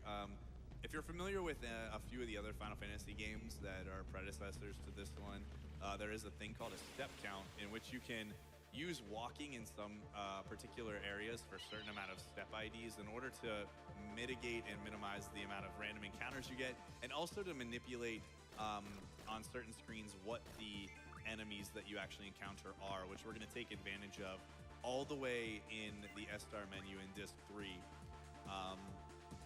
And so we can anticipate where we're going to get all of our encounters at, provided that we do everything properly.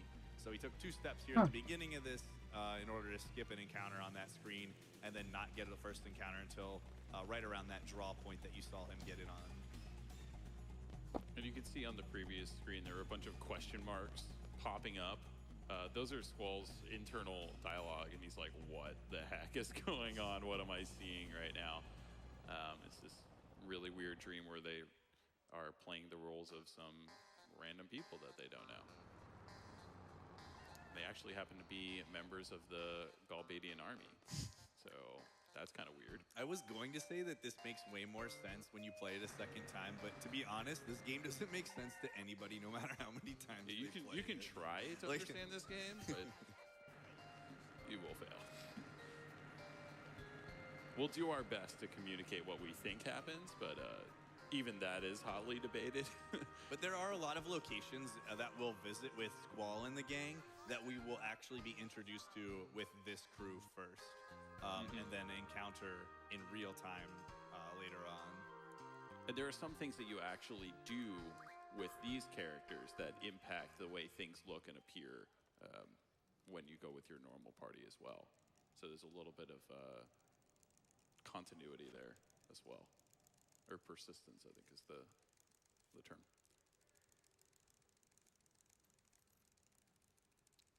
So these guys are blowing off their duty to come hang out at the bar, like it seems most of the Galbadian soldiers are doing. I like how they abruptly park their car in the middle of just that wherever. roundabout, and they're just like, whatever. But they're really not here for a drink. They are here to watch Toju do a stick menu. Again, this is also on a timer, so he's going to do a little bit of rearranging here. We actually can't progress the story until after the woman playing the piano, Julia, is actually finished with her song. So That's why we do this menu at this exact time, is because it loses 0 seconds if you do it fast There's a enough. couple places. And even if you're a little slow, you lose 2 seconds versus the time you would lose for doing the entire menu everywhere else. So we'll do that quite a few times. Yeah. Like, it's crazy. Like, when you see the S-Star menu, it looks like it's a really long menu and you're just like burning time menuing, but you're free actually time. losing no time at Yeah. all because it's all on a timer that you have to wait for anyway. So here you can see Laguna. Laguna. Leg cramp Laguna. yeah, he's a real confident guy Like going it- up and talking to the lady in red here. They wanted to add the nosebleed, but it was Oh, too hard. We weren't there yet. Only in the FMV. I And like the- how he's like mission Yeah, successful. his bro's just like rail Like, on in him. what universe is that a success?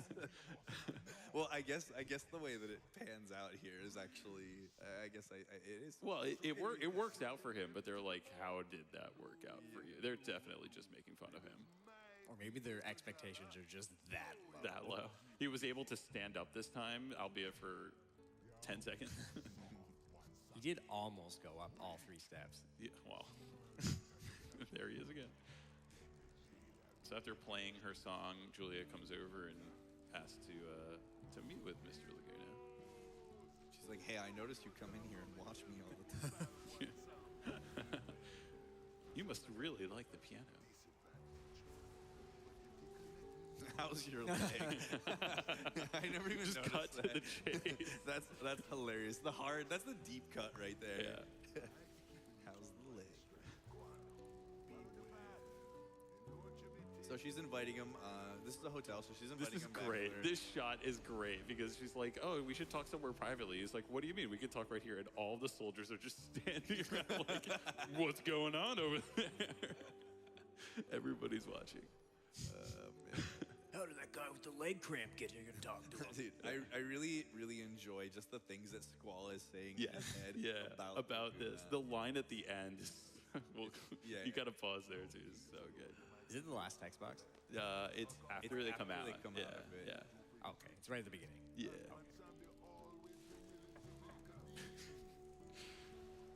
So she invites him up to her room, and he's like, "Oh well, I gotta make sure that I don't, just talk her ear off, try to get to know her and see what she has to say." And he winds up doing exactly what he thought he shouldn't do, and just talks for like hours. And you can tell there's like a fade in, fade out of the screen, and he just keeps talking. He can't pick a seat either. Yeah. You can just tell he's like really, really So uncomfortable. I mean, it could be that armor that he's wearing, but it's probably. He's got the Sephiroth shoulder pads. It's good luck.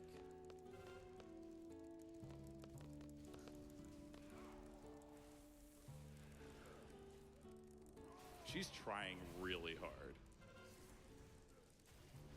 like to show him, like, dude, chill out. Like, But it's just not working at all. The drink does in fact work though, because Yeah. he's doing exactly like what we said. Yeah.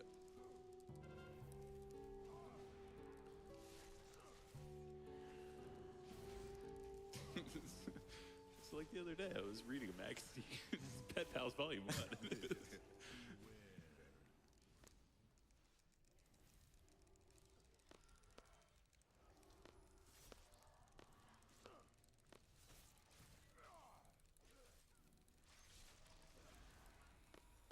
So Julia, who's like this really good pianist and like performer, is like, one day I want to be a performer, but I'm not any good. So she's like playing at this like bougie hotel. Yeah. And then he's like, I want to be. Anyway, he's like, I want to write for a magazine. They're sharing their dreams.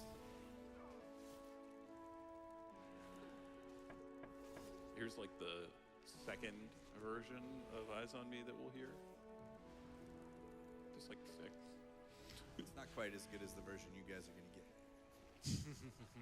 Thanks to your incredible donation. Yeah, thanks for donating for that. We probably, it's Great song. Though. Yeah. Probably gonna kill me. All right, this is so good. Wait, how far into it is it? It's a couple in. Okay. They talk about their dreams. Yeah. I'll go a bit slow. It's worth it. The first thing is they realize that they were all asleep and they were having a dream, and then they realized that they were having the same dream. Yeah. Selfie says she enjoyed her dream, and then Squall did not share the experience. Yeah. But they're like, oh, I guess we should stay focused on our mission. Selfie is totally unfazed by this incredibly vivid dream that she just had. I had a dream too. It wasn't nice though. I dreamt I was a moron. You wait. Apple don't fall too far from the tree, buddy.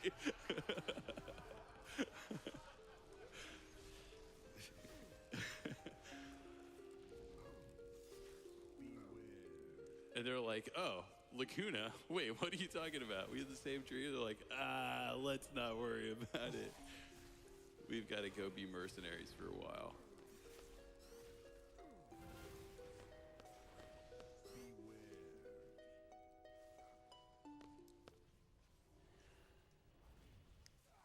All right, we're coming up on the naming incentives for both Renoa and Angelo. So if there's a name you want to snipe, This is the time to You do got it. like This is the 30 fight. seconds. Get it in.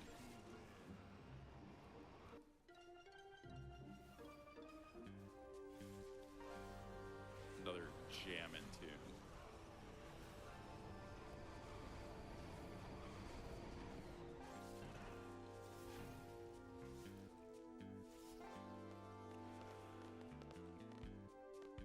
we get some time for some donations if you have Yeah. one too. Absolutely. We have $200 from Dave Stereo saying shout outs to GDQ and Speedrunning.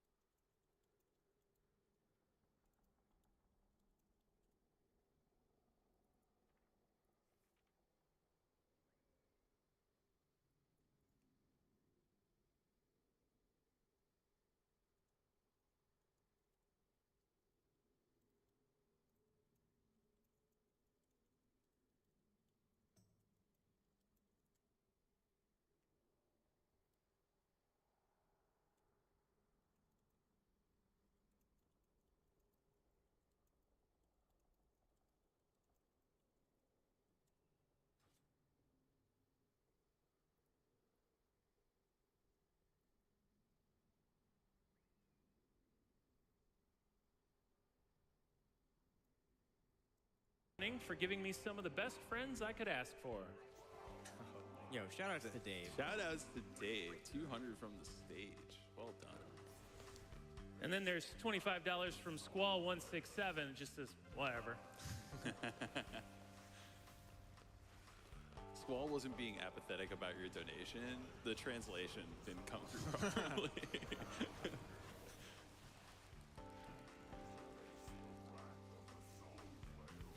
So at this part of the run, we would typically do what is called the Renoa skip. After this dialogue that Toju will progress through, there's actually a way to clip through.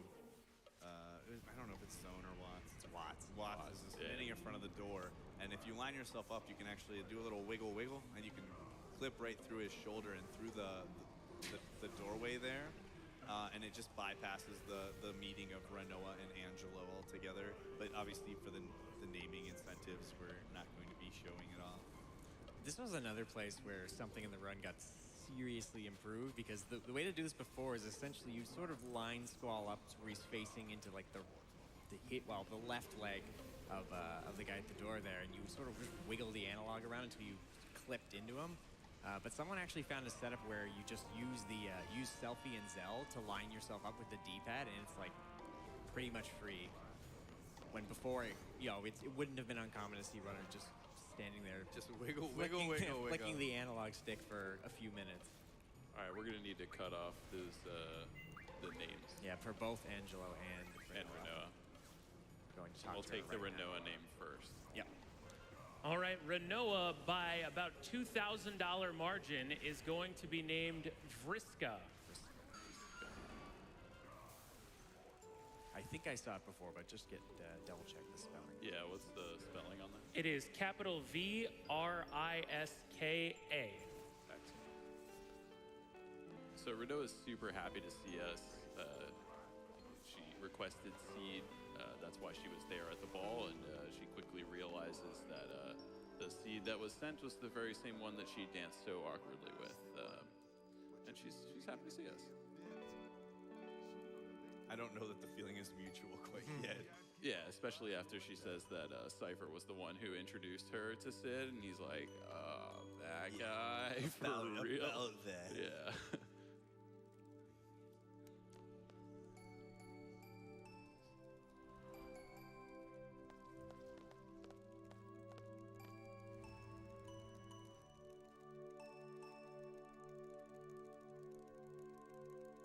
She's like, is he here?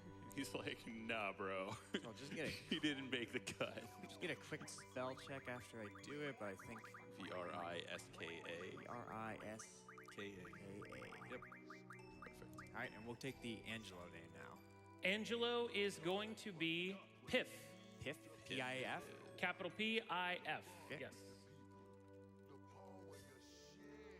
Are you excited? For Piff? Who wouldn't be? No idea what that means. Someone please donate and tell us what Piff means. What the reference is here. Moms like you choose Piff.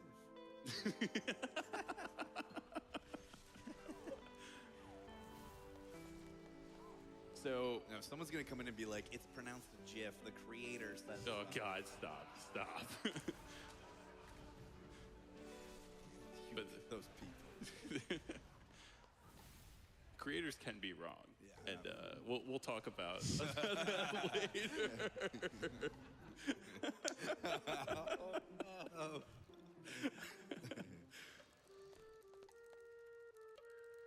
So even though we left the dog in Dalit, we get a new dog, and this dog is way cuter. And Wow. and Toji can Come do on. nothing about it. This Do you one's- not like Angelo? I wanted to lock the door on the way out, to be honest. What? What do you have against dogs in this game, man? No, I'm joking, of course. Okay.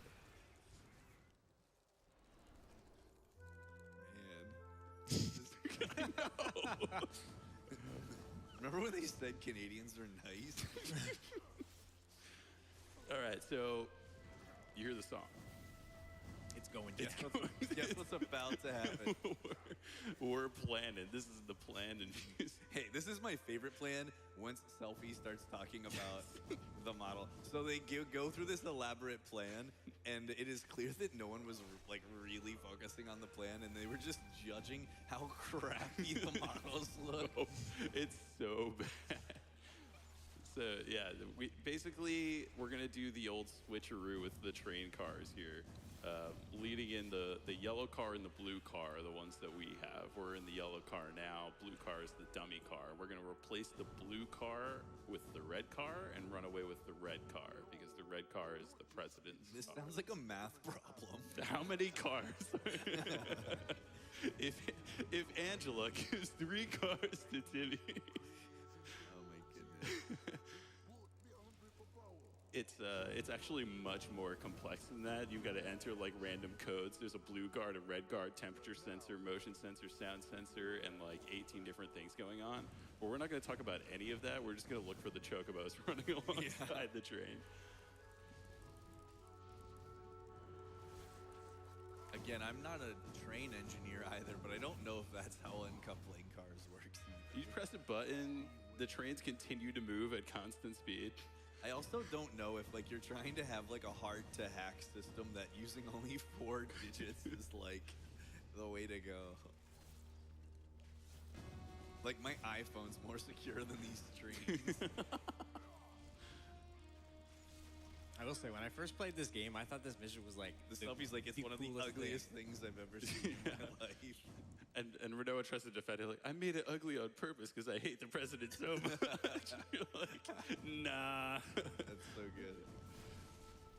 Although, yes, casually, first time through, this is the sweetest mission. Again, awesome in-mission music here. Like, the Dalit theme is really, really cool, but this train mission theme is pretty dope Yeah, also. it's bumping. This is kind of the only mission of its type as well. It sort of just stops after this. Like I said, this game, they really wanted to be able to like take advantage of like moving backgrounds and moving like objects that you could stand on and move around on and interact with. And this mini game's definitely like a culmination of a lot of the things that they wanted to do.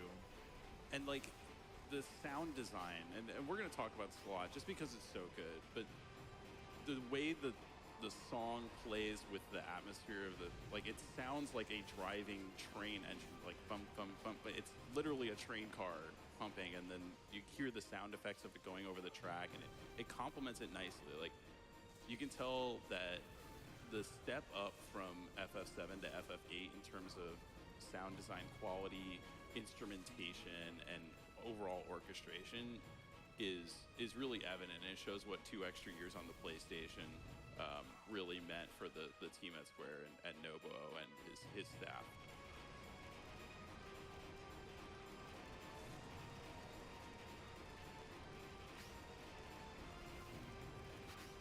So they're watching the blue guard and the red guard, and basically they're going to warn you if the guards are going to approach the door. You kind of have to rappel down below the door here and enter the code to do the decoupling of the train. So I believe the blue guard is the motion sensor and the red is the sound, or maybe it's vice versa, but it doesn't really matter. The red guard's the fast one, the blue one's the slow one. Like on most rudimentary level, like that's what the difference is. He's walking rails. Slow and red guy's fast.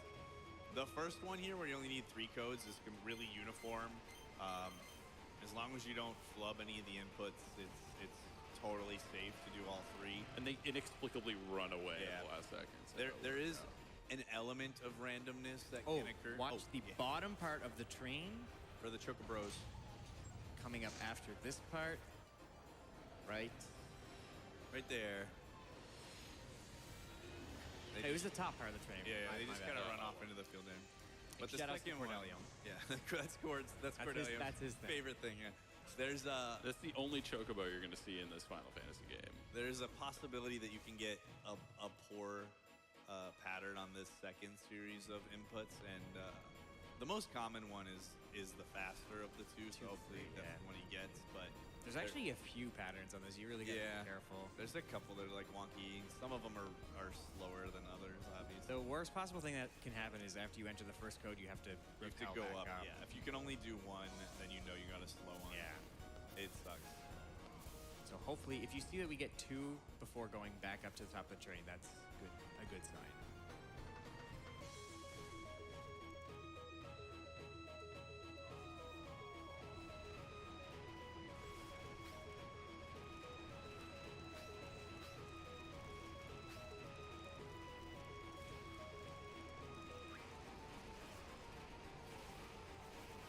You actually don't have to press the buttons when they come either. You can actually just hold them down, and it'll take them as soon as it's able to. So if you have like 3 2s in a row, you can just hold in 2.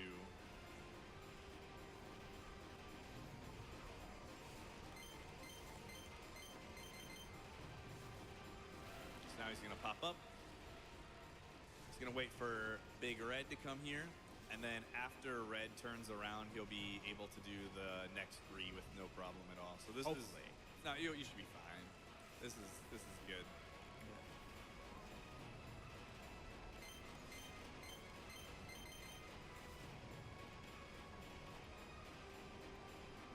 Nice. So this is the pattern you want to see.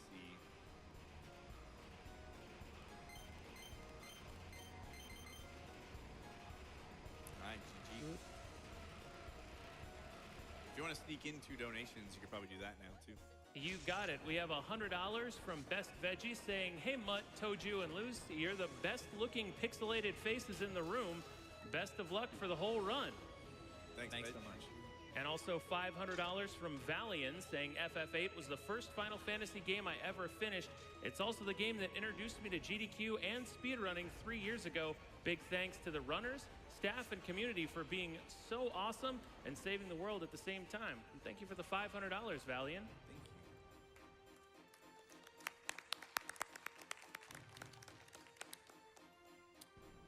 All right, so now we're gonna finish off this mission by actually going into combat here. Toju's gonna do a little junctioning and giving Selfie the magic ability. This is, I think, the only fight that we actually cast magic on an enemy for the remainder of the run. I can't think of anyone else off. Yeah.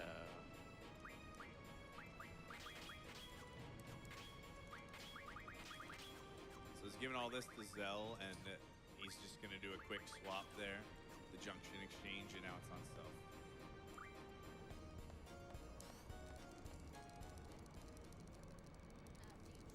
This fight is like an obligatory fight in every Final Fantasy game, which is the undead fight, where you can one-shot the boss with a recovery item. But this one has 2 phases to it, so it's not as free as several of the others. Including one later. The funny thing is that's the one that gives you like a tutorial that Yeah, you yeah. can do it. Then, no, not the first time. Yeah.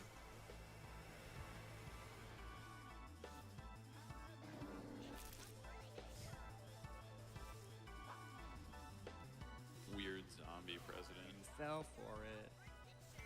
He talks like the SpongeBob meme.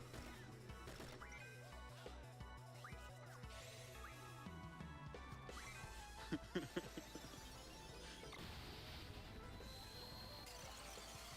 a good damage roll too.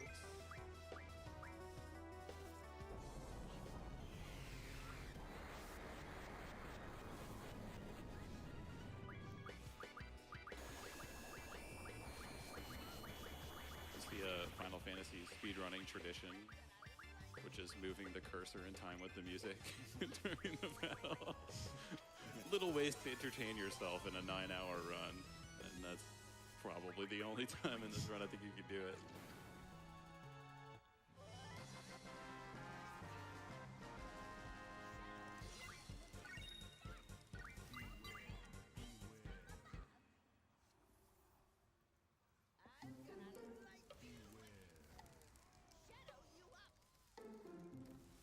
All right, so we executed our mission. So it didn't work out because the president was fake, but we can leave now, right? We get some bad news after this, kind of pseudo failure. In that we find out that our contract was actually scripted in such a way that we are bound to working for this group until Timber is completely liberated. And it's worded very vaguely. Super vague. So that we actually have no idea to the extent to which we are bound to these this hodgepodge trio here. It's so vague to the point where the initial contract that Renoa shows to Squall is probably written on a cocktail napkin by Sid, and he's basically like, this is not valid, and she gives him another more official one.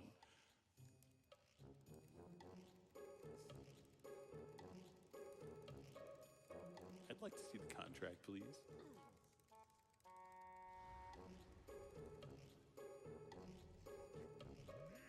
Here's the crumpled napkin.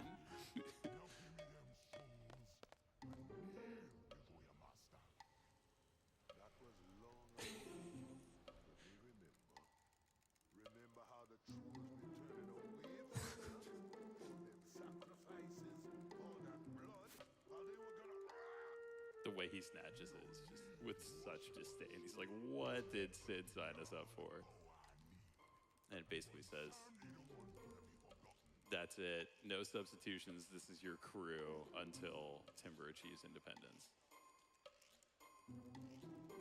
And even Stealthy is usually like upbeat and positive about everything. It's like, I don't know how I feel about this.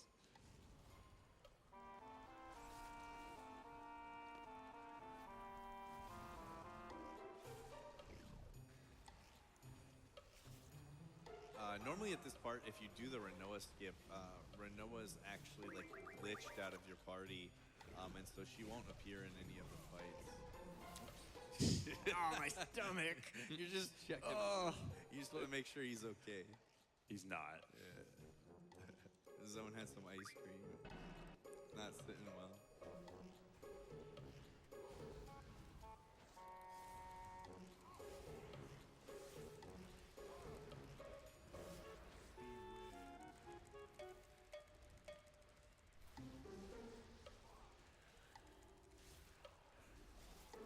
You probably have time for a couple donations, I think.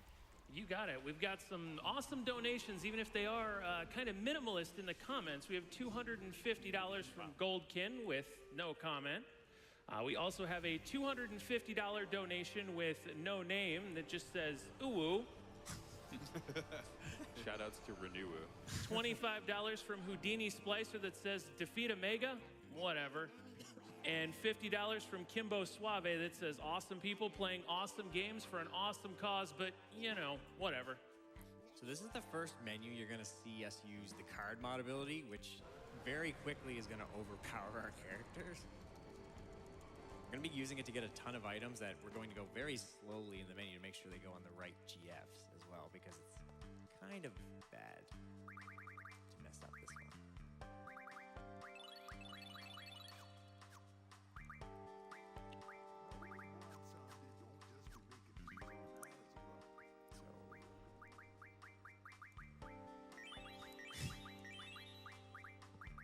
We're good. So sorry to disappoint if you thought that we were getting those sweet cards to play more sweet card game. We won't. We immediately refine them as soon as we're able to and get some pretty strong abilities. Strength plus 60% is what we got from the Squall cards, and we actually get 3 of those that we can set onto different GFs.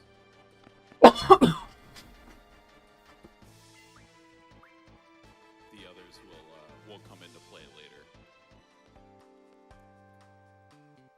Just need quiet here. Okay.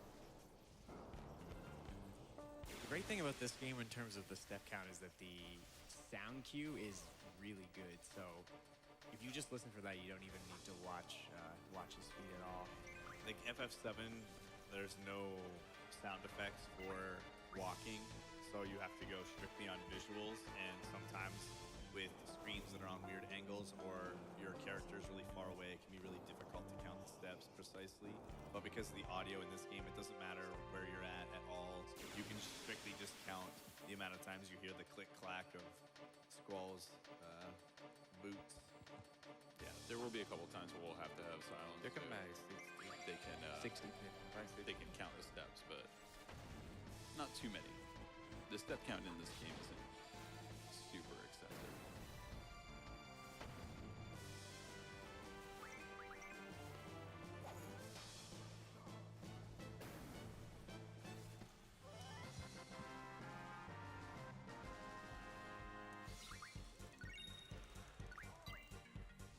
So now we're gonna do a little bit of shopping and pick some stuff up.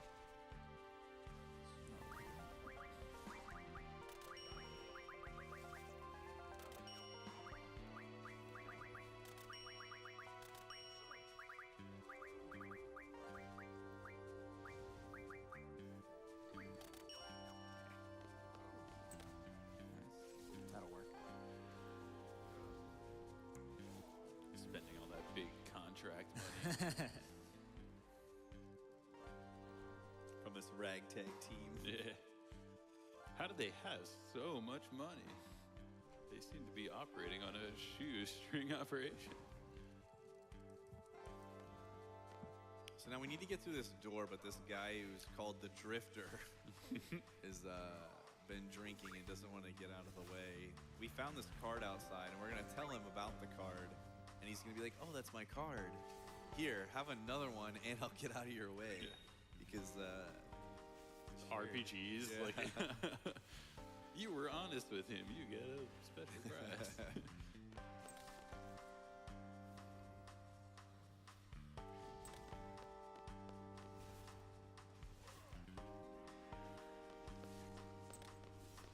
So I don't think we mentioned, but we returned to Timber to find it under Galbadia occupation, which is why there's soldiers everywhere, and we're headed to the TV station now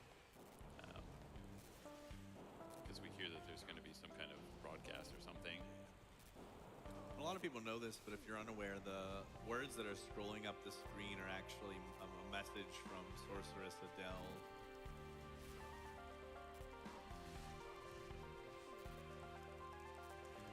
Does it say Mythos, Lusek, Wikos, Venosek? It does not. Yeah, well.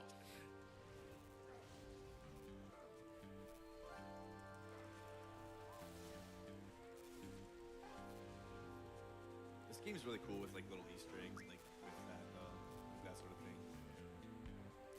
The Squall's kind of understandably frustrated here, sort of going off on Renoa because they don't really know what's going on. They've got this vague contract, and it seems like the people that have contracted them don't know what they're doing or know what they want. So they feel like they're in a situation that they have no way out of. Yeah, they definitely feel like Sid, let them out to dry here. And that's not fun.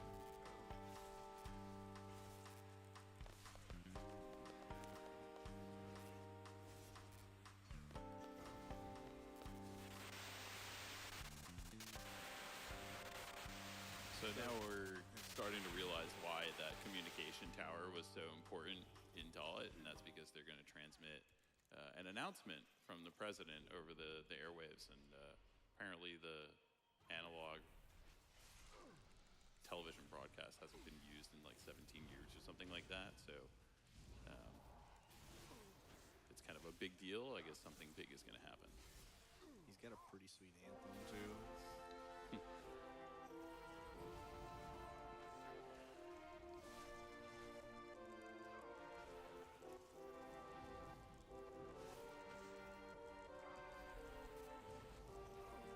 This is President Daling. He's the president of Galbadia. We met him earlier, but we didn't actually meet him. Right. It was a wasn't body him. double. You got your baited so hard. So hard.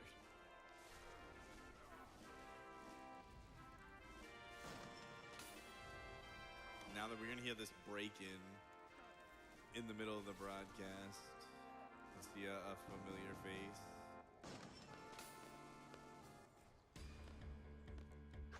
Cypher is coming, and he's going to take the president hostage.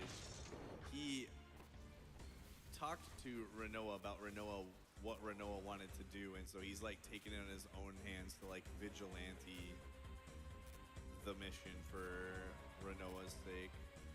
I mean, he's trying to impress her pretty clearly, and we'll learn a little bit more about the history between those two characters in a little bit.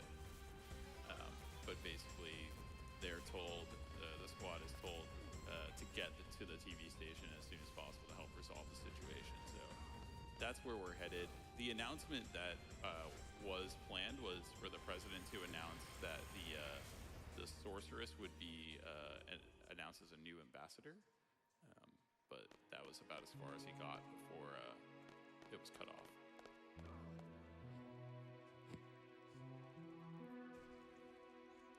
So there's actually a really important plot point here. So they're trying to get Cypher to kind of calm down and, let go and get out of this situation. But Zell kind of loses his cool and forgets what the situation is and kind of spills the beans that they're all from Garden. And when President Dealing hears that, he knows that that's where they're from and where to send the retaliation. A ton of bad things happen, all because Zell has a big mouth in Yeah. this scene. Like, a lot of it can be traced back to this moment. like a huge chunk of the next 3 hours is because, yeah, Zell can keep his mouth shut. It's all right. We took his picture off his mom's mantle. We don't have it anymore. We just refined it. So Literally burned it, sacrificed it to the GFs in exchange for magic. all right, so this is Sorceress Adea, inarguably the best villain in the Final Fantasy series. And she's the she's here. She's gonna influence Cypher. She can kind of like see into what it is that is driving Cypher, and so she's like influencing him to come with her, and she's gonna dub him her knight and kind of take him under her wing, and he's gonna become kind of a pawn for essentially the rest of the game. She's also got some slapping music too. And a really cool visor. That is a phrase that I have never heard. Cool visor. I mean, look at it. How can she see? It doesn't matter. She's a sorceress. And she also walks into walls as much as she can. Yes. If She there's loves going through impermeable surfaces.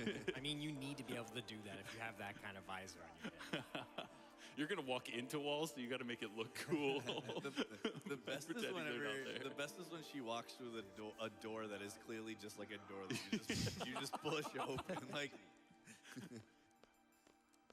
even Darth Vader would just like open the door Yeah. instead of just trying to walk. All right, so we're gonna regroup at this this woman's house that lives in Timber, that is like an identified safe house for the Timber Owls, and kind of gonna figure out what we're gonna do now that, you know, Cypher's just gone off with this sorceress. Zell has just put a massive target on the Guardian's back. And all of them. Yeah. Not to mention the city is still riddled with soldiers. And you also find out that all the trains in and out of the city have been shut down. So we really have to come up with a new plan here. And while we're doing that, we can take a few donations. You got it. We have $10 from Bushman saying, seen Luzbel do the blindfold menu last time during the FF9 run, and there's nothing more to be said than he is an absolute machine. Good luck to the runners, and looking forward to more memes as is expected from these three. And on that note, we're about $1,300 away from the blindfolded menu segment, and also about $1,300 away from Omega Weapon. So make sure to get those donations in, because we're going to be needing those, well, in a little bit. But yeah, get those in now, and let's get those met. That's really great work, guys.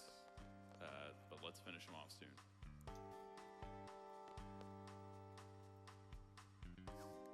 Get a couple more, I think. Well, you got it. We have $5 from Shug SSB saying, good luck on the run, guys. Happy to see my favorite game being run by such great people. Don't miss out on the blindfolded Esthar menu. Donate, donate, donate. Oh, and don't forget, Quistis is the worst. Everyone has an opinion on the characters in this game and who they like and don't like. And I personally don't really care for any of them. But I think it makes for an interesting game. I think they actually do have unique character arcs and development. I would say the main factor in me wanting to speedrun this game is that when I discovered how much time you save by ignoring and neglecting Rinoa at every turn, I was like, this isn't made for me, because she is just the character that I do not care for at all. Ironically, my segment is the only segment where she's actually used in the run. She's like the Aiko of FF. Oh, come on. Hey, that's don't too do far, that. man. Too That's far. rude.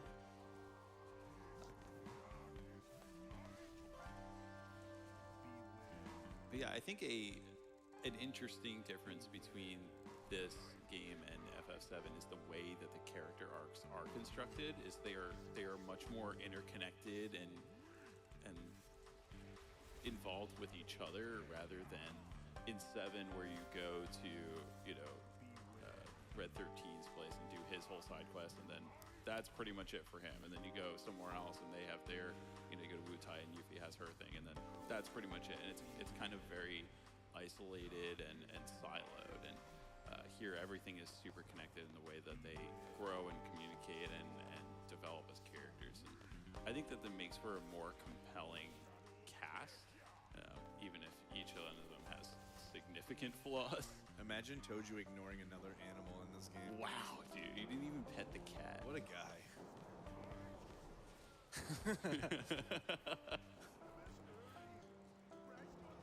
So this part of the this section, if you play this game casually, if this is one of your favorite games, there's actually something we're going to do to progress the story that a lot of people do not know is even an option.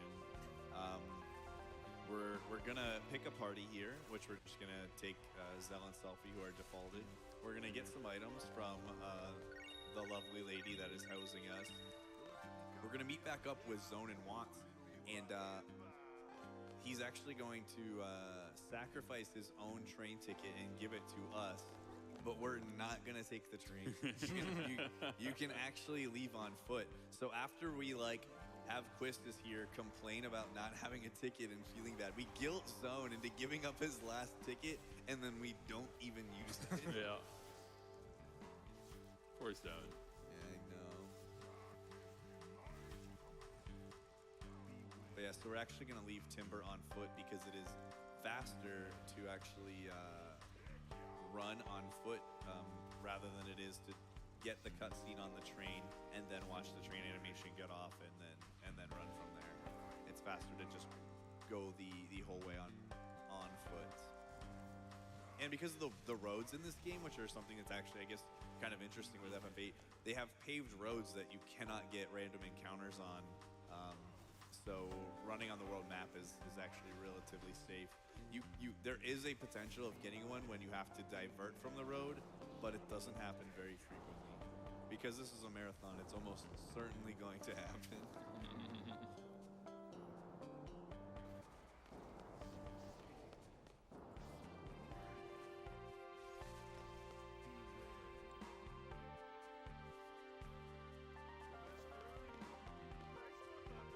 You got time for a quick donation? Yeah, sure. $100 from Ultima 99.99 saying, so excited to finally catch one of these live. Good luck with the run. Thanks, Ultima. We probably have time for a few more, actually. We're just going to be running to the next area. We have $25 from Winter Waltz, and you knew these were going to come eventually. I don't want to be overzealous, but I wanted to bring out a Final Fantasy joke a little early. Why are there no flowers in Trebia Garden? Because they lost all their seeds. Oh. Wow. Oh, God. Oh, no. That wouldn't have hurt. That hurt my soul. Wow, Toju, the dog thing is okay now. Yeah. Wow. That's just one of those. That's one of those jokes where if you know, you know, and if you don't know, you're gonna know.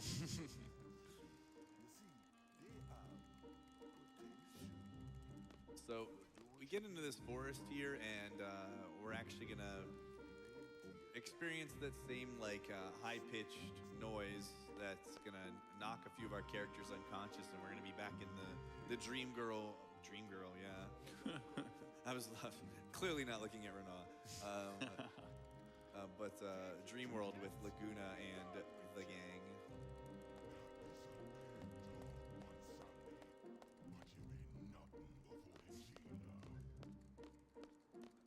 So here's another case of Squall not being supportive and encouraging of his team. They're all kind of worried about what's going to happen, and Zell obviously feels bad about spilling the beans, and Squall's like, dude, you screwed up, and I don't really care too much, so whatever.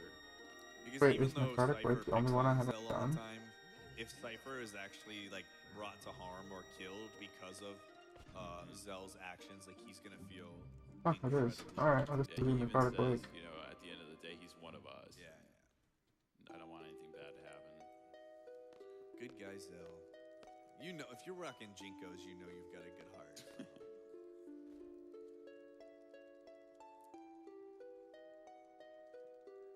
So here we are back in the Laguna Dream world again. This one is a fairly I don't know what the fuck he's talking interesting about. Whatever. dream. They kind of stumble upon this excavation site and start to discover some of the secrets that are held within that will really start to get into later into the game. But we'll be running into some soldiers who are from the I guess it's a city or country of Esther. We'll call it the like technological city. Society, Yeah. and that's going to be a huge part of the game later. So they kind of just stumble upon this like, hey, what's going on here? We don't know anything about this. Galbadia doesn't really know anything about this, and the Esther soldiers who are at this facility are not too happy with them being here. Nice.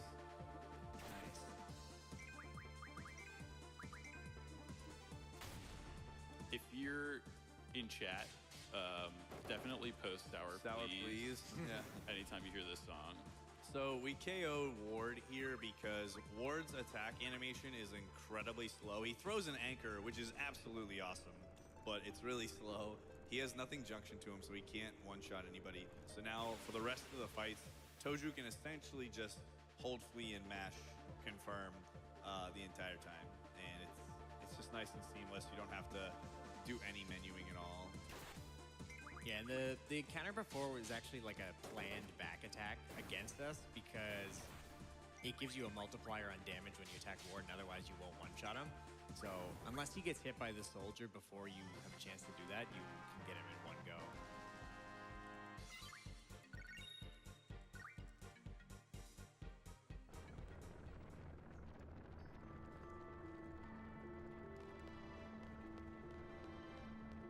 So they're just kind of infiltrating this facility that they're not supposed to be at.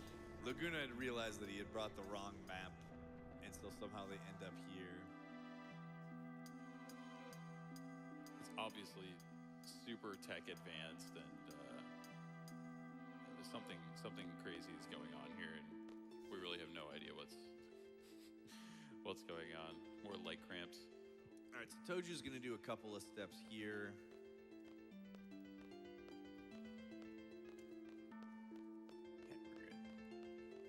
He's going to advance a couple more screens.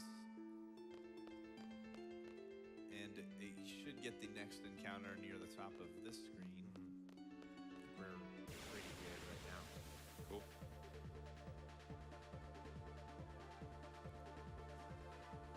It's so good. Yeah. Sour please it up.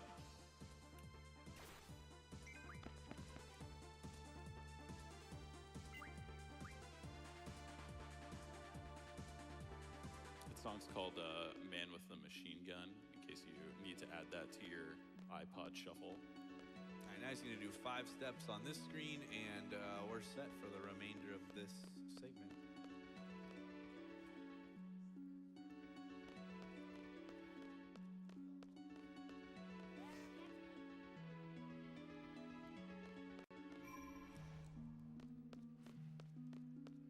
I hit that all the time. Yeah, I try to graze the left a little bit, but you know, it is what it is.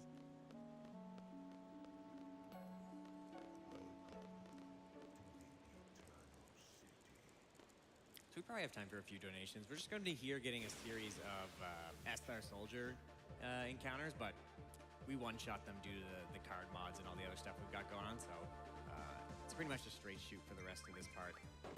Absolutely. $25 donation from Cheaty Face 4 that says, "Good luck to my boys on this great FF8 run. I want to know what everyone's favorite song from the game is. I'm partial to Blue Fields or Succession of Witches. Keep up the good work for this fantastic cause." Start on that side. I'll go first. The Extreme. For The Extreme, sure.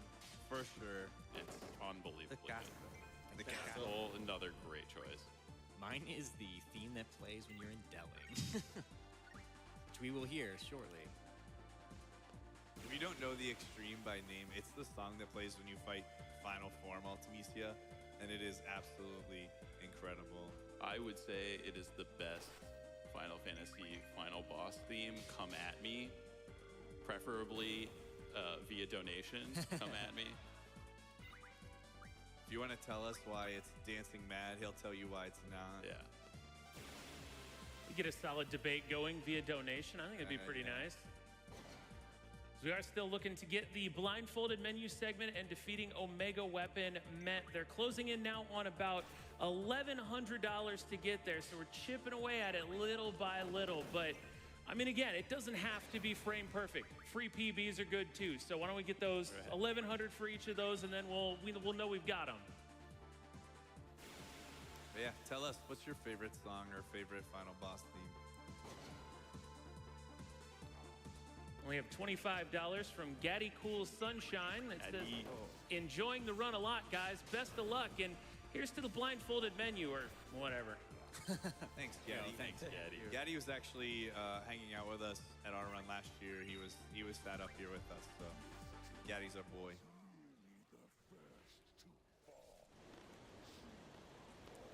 So after all those battles, these guys are wiped out, clearly exhausted, and kind of hit the end of the line here. There's actually a pretty pivotal thing that happens to our boy Ward in this scene. He actually loses his voice and can't talk anymore. So this is it. He's like, it's fun, you guys. It's actually really sad. Yeah. And so for the remainder of the times that we see Ward, he'll be mute and just kind of gesture and be a presence.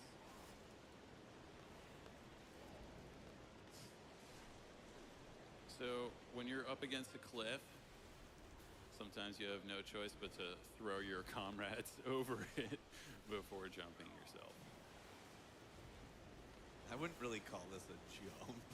Yeah, well, he tries. This is the most ungraceful thing.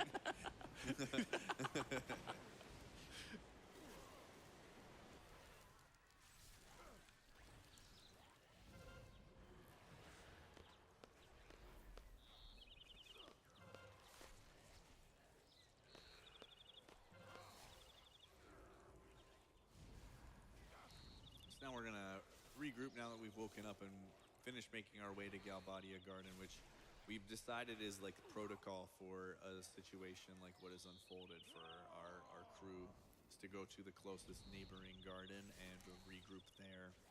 So we're going to the Galbadia Garden, which is on the other side of this wood.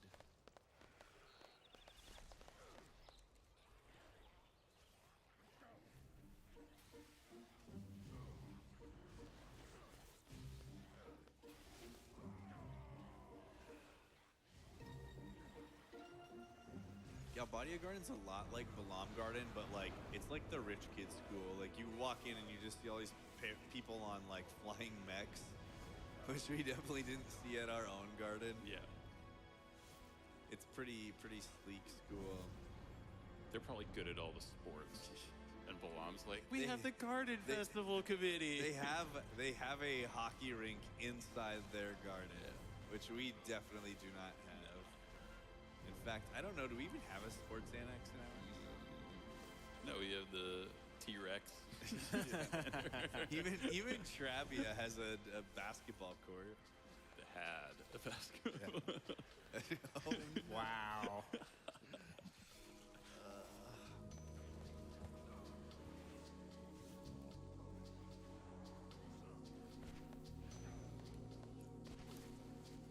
Don't get baited. Don't worry, I got it. There you go, leave her there. Don't you dare talk to her. Use Renault as a backboard there. Bank it in.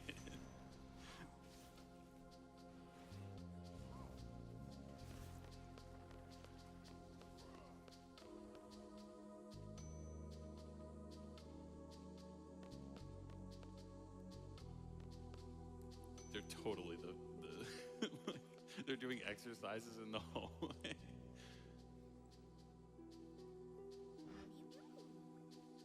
So when we arrive here, Quistis basically says, we'll be safe. I know the headmaster here, so let me go talk to him. And, you know, I trained here, so we'll be able to set up a plan and figure out what to do next. seems that Galbadia Garden is going to be helpful, and we learn that Bellum is safe.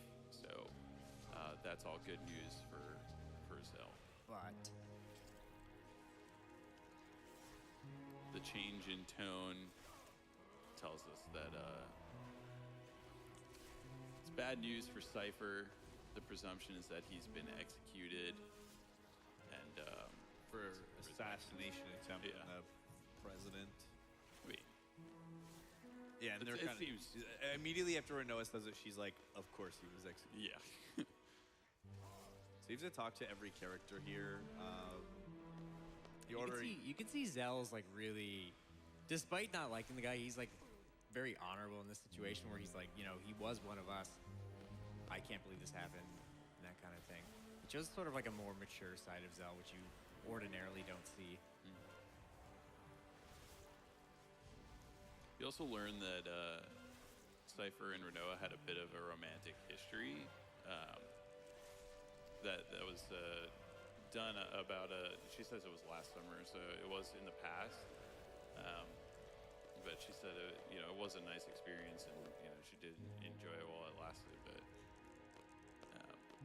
there's a little bit of a translation thing here. It says I thought I maybe loved him, but I think that it's the understanding is that it wasn't perfectly translated, and that maybe at that time she had strong feelings for him, but those feelings are no longer there. Yeah, the text here seems to imply that she does still love him at this point, because she says she wouldn't be talking about it otherwise. But Right.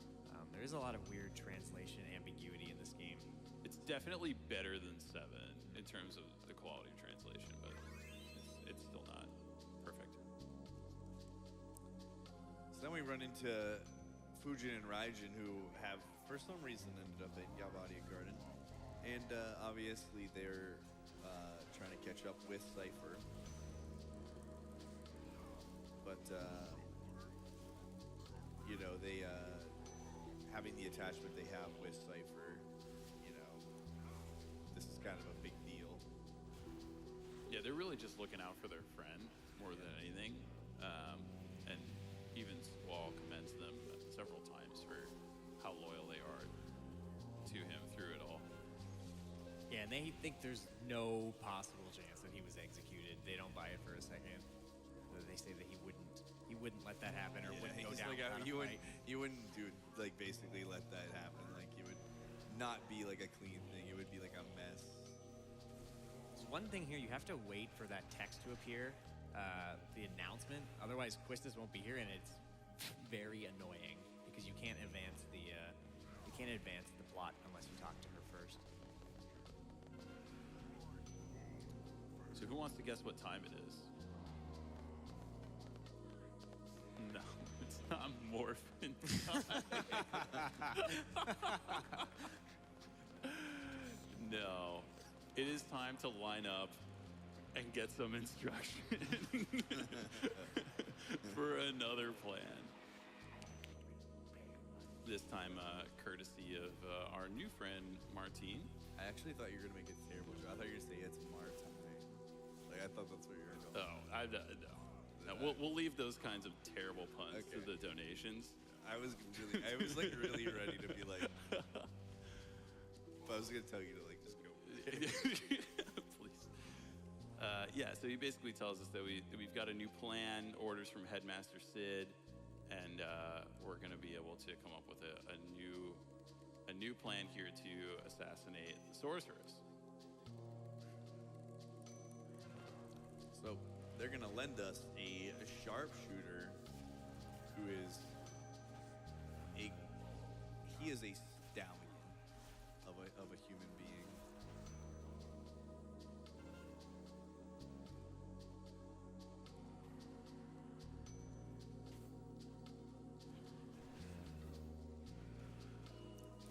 So this is Irvine, who is really like the hero of the speed run also. Yeah. Heartthrob. His two hobbies are guns and women. So. Look at him cheesing.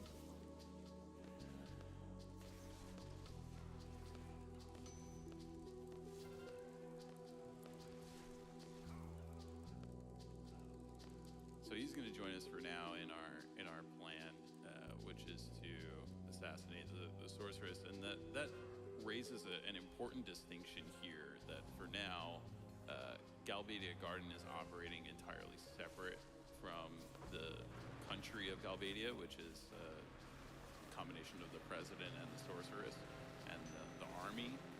So it's just an important distinction that exists for right now, and why the party isn't really in hot water here at Galbadia Garden.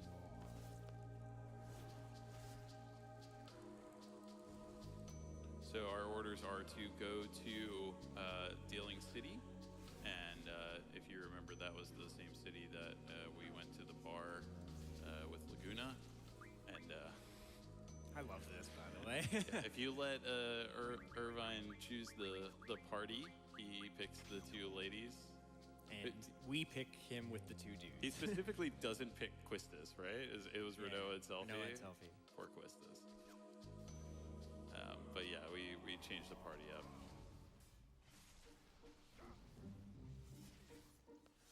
All right, so now we're gonna do our first like real broken magic refining. No, I do that later. Oh, I guess I forget. Yeah, we do a different part. That's true. Yeah, you do have some options with when to do menus in this game, and some have different advantages. And when we get to that menu, we'll be talking about the advantage that Toju gets. We're gonna do something even cooler. Yeah, we're gonna do something super cool here. So, if you remember when we were doing things to sort of find out where we were with Zelkard, we're gonna be doing something similar, except for the mansion code upcoming in this city. Basically, what you're supposed to do is you're supposed to go to the mansion. They'll tell you that you need a code, and the code is like proof that you are worthy to enter. And you're supposed to go to a tomb, which is like an optional, well, non-normally optional dungeon outside of the city that you're supposed to do.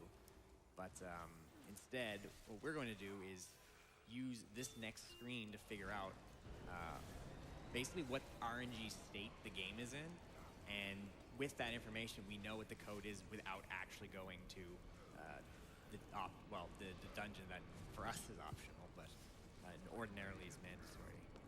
So you're going to see polls on your right, and we're going to be counting those. And for whatever reason, this indicates where we're at in the RNG. Feel free to count at home.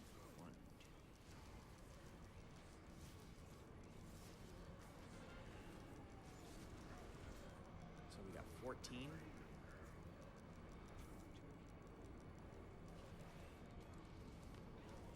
5 or 6.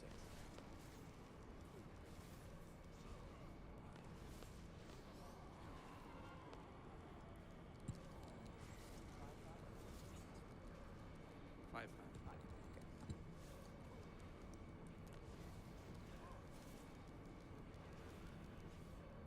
This is another case of lots of work done by the community here to remove some randomness, and the old way of figuring out, there are several old ways of figuring out this code, including the intended method of going to the Tomb of the Unknown King, I think it's I called. believe so, yeah. To actually get the code. We'll talk through a couple of those alternatives when we get there, just because they're kind of crazy and fun. But this just makes it so much more streamlined. And So basically what we're doing with that information is we're entering in these sets of polls. So basically how many polls happened consecutively before the break. So for us, we got 14, 5, 5, and then it started another one. So we're entering that information into a program that will spit out a list of possibilities. The one that we have right now actually is only giving me one possibility. So with that information, we're gonna be able to talk about something interesting along the way that shows how interconnected the RNG is. So first screen, going down here, sometimes there's an NPC going up the other side of the escalator, but instead he's not going to be here. On this next screen, we're going to see 2 kids going down right here. Sometimes there's only one, and sometimes there's none. So we'll see that.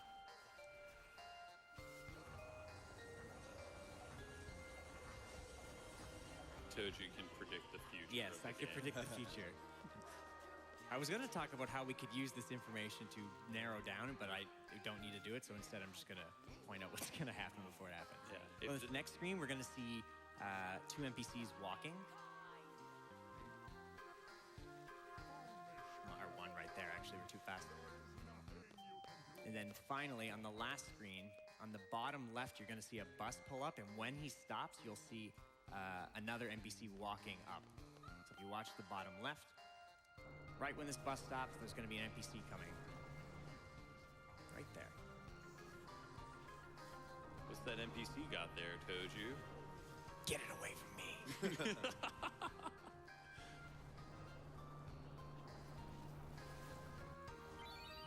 But yeah, like Toju said, you can use that information to narrow down the set. So if the spreadsheet spits out 3 or 4 possibilities, you can use that information to figure out which one is specific. But in this case, it was the one, and we counted correctly, so we got it right. Yeah, you don't actually have to watch. You don't actually have to watch those NPCs on this screen. That's sort of like an above and beyond thing you can do. But it's something I learned really only a few days ago, and it was really cool to get to talk about. I think it's really fascinating that the game is coded in such a way that everything is like all connected, even if it seemingly shouldn't be. And I don't know, being able to sort of look at that as you're going along is really cool. Toju can see the Matrix.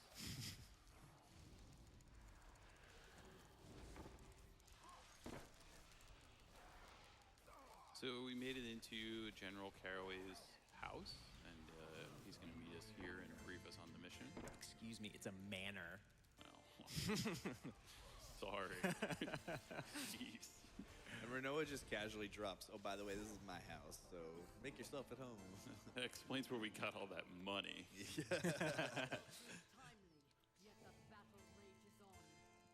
So her father is a general from the area, and he is going to help organize their assassination attempt of the sorceress within the city because of a parade festival that they're throwing in her honor to celebrate her becoming the ambassador.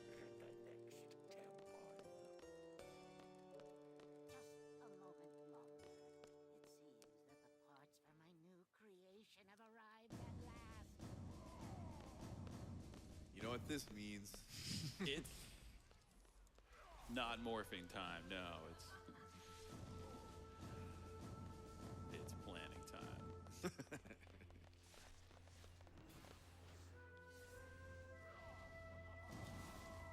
We can take a couple donations as we go through the mission here. We could recap it quickly at the end. Well, we're starting the debate for best Final Fantasy track. We have $50 from Hexus saying Decisive Battle from FF3 on SNES is the best music. I mean, it's a fine choice, but it's clearly inferior. And some love for the Uwus works coming in. We got another $500 donation from No Name with 3 Uwus this time. Beautiful.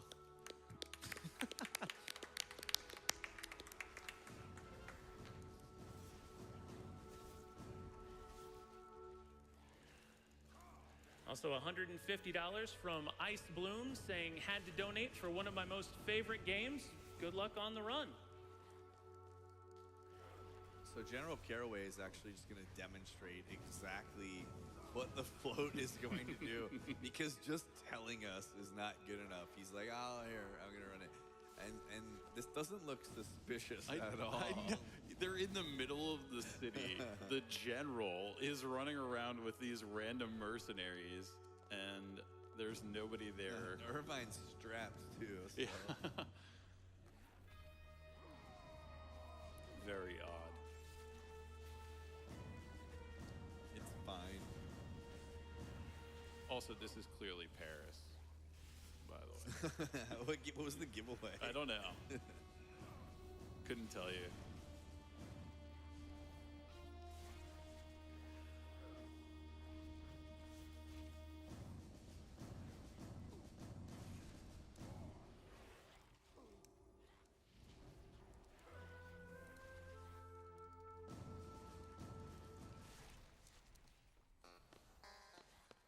Does that mean that Renoa is French? Is that why she was called Eclair? My mind is being blown right now. Probably have time for a couple more while we get back to the. Well, we have $100 from John saying there's so much amazing music in Final Fantasy, it's hard to decide a favorite. But what I like to listen to is Those Who Fight Further in my car. One Winged Angel is my favorite final boss theme. Respectable. Also $10 from Gamma Fiend saying couldn't decide which incentive I wanted to donate towards the blindfolded menuing or defeat Omega weapons, so I ended up giving $5 to both of them. Does anyone care to join me? And now would be the time. We're about $350 short on the blindfolded menu and about $500 short on Omega weapons. So we get a $5 dono train going. We can hit both of those easy. Thank you very much. Bring it home, guys.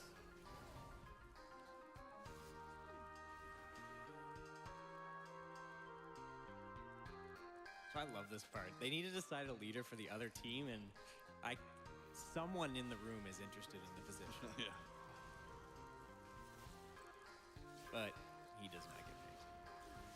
So yeah, there are two teams for this mission. We can go through that really quickly. Basically, there's the what do they call it, the Gateway team. Gateway team and Sniper Yeah. team. And the Gateway team is responsible for lowering the gate at the Arc de Triomphe. And the Sniper team is responsible for getting on top of the weird merry-go-round thing and getting in position to take the shot. So basically, they're going to trap Dia in the Arc de Triomphe and then shoot her in the face from a distance. That's the plan. It's a really good plan. And Renoa is just really, really trying to help. And Quistis is kind of scolding her for making, honestly, kind of a dumb suggestion. And then just kind of questions like how she was actually planning on doing what she was going to do. And so Renoa kind of feels a little bit left out, and obviously has this like dynamic of her and her father, and her father makes her feel like she's like not capable of actually acting independently. So she's gonna be a little rebellious. More sweet mission music. This is a good one, but I feel like it just goes a little too long, and I like the train music better just because it's tight, you know, it fits within the length of the mission a little better. But it's a good track.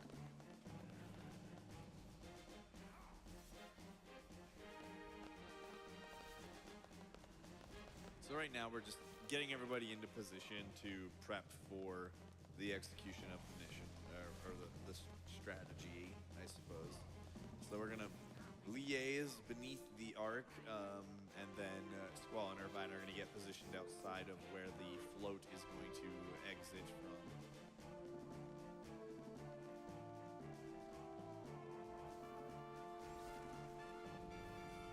You got time for a quick donation? Sure do. $20 from Unit, who says, I'm sorry, are people forgetting the masterpiece that is Clash on the Big Bridge? Oh, of course not. No, definitely Of not. course not. That is, Very that good is choice. It's top excellent 5 choice. for sure. It's just not a top 1. I would never criticize anyone for that being. No, if that's their absolutely number 1 song, Yeah, to me that well chosen. Decisive Battle, One Winged Angel, like you could really pick your favorite there, and it's fine. It's all preference. We can take a couple more. Well, you got it. $50 from Epidel saying, thanks for this very cool and very long run.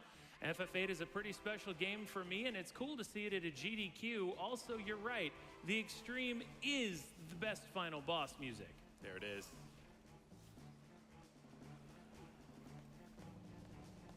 And $100 from Joe Hayden saying, hey, GDQ staff, thank you for all that you do. Who doesn't want to see some blindfolded menuing? And they're getting a little ahead of themselves, but they said 1 million high.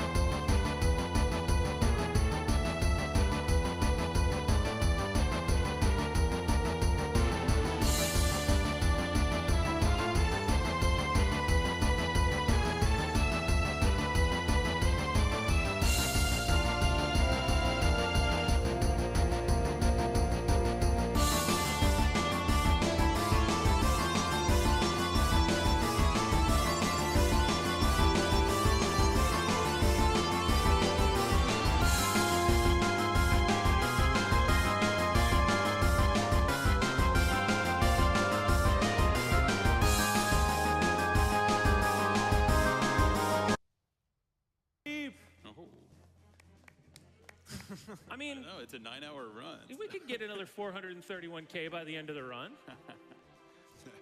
So Quistis feels bad about yelling at Renoa, so they're abandoning their post to go back, despite the fact that even Zell realizes it's a bad idea, proving that he, in fact, probably was a better leader choice than Quistis. Imagine the scenario in which we get baited into actually caring about Renoa's feelings and everything goes wrong. Like, they clearly haven't learned. I told you, like, the theme of this game is not letting that matter, right? And the one time Quistis lets her guard down. Oof. She gets scolded by her father a little bit. He's, he tries to reason with her. I didn't want to put you in harm's way. You're not a trained professional. Like, this is a big deal. But she kind of takes it as, him just minimizing her efforts that she's been going through with the resistance and timber and all of that. So now they're locked in here because he was gonna lock her in this room so that she couldn't do anything silly.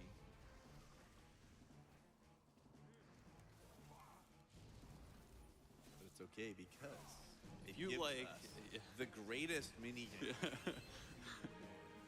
So you hold confirm and you climb these boxes. And then you get up here and you hold confirm. You climb these boxes. And just when you think you're done. Ready for this plot twist? M. Night Shyamalan couldn't even have written a plot twist like this. Look at this jump. Boom. A gazelle.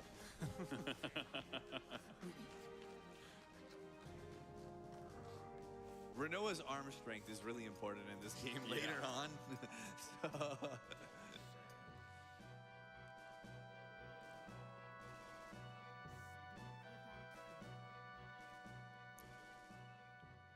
So Renoa has this Odine brand bangle, which she's going to try to give the sorceress to suppress her power, or so she thinks is like what it's supposed to do. I wonder if that's going to backfire. I don't know. If I saw someone walk through a wall, I don't know that I would be like following them around. Would you approach them coyly with your hands behind your back? Tap right. There you go.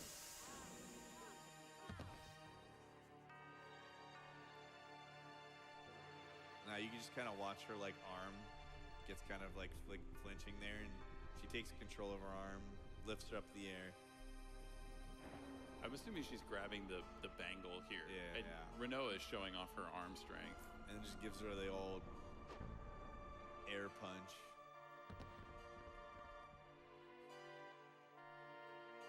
This is one of the best looking FMVs in the game, in my opinion. This is where it finally reveals what Sorceress Adea actually looks like beneath her cool visor. Look at how cool it is.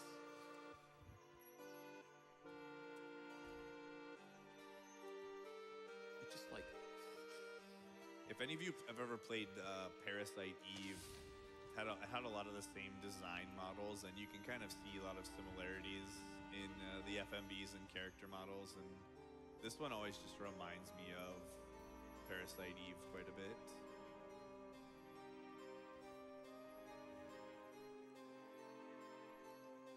But for real, like, look, like this is clearly a door. Like, no bigs. I also like how the streets kind of look like her like That works into it really well. train thing.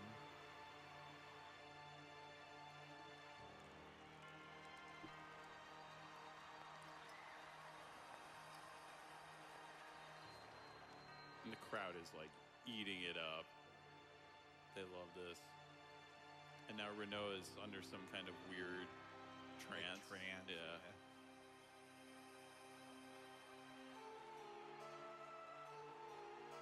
You're gonna see her do that animation a lot in this game. And so now Sorceress Adea is essentially outright telling them like she's gonna be like this cold-blooded tyrant, and they'd like just like applaud her. The crowd is bloodthirsty. Yeah, They love it. I always kind of assumed that they were kind of like in a similar state Right. as Renoa. Yeah. Boom. Look at that President. arm strength. He did. Yeah, there's your 5 spikes.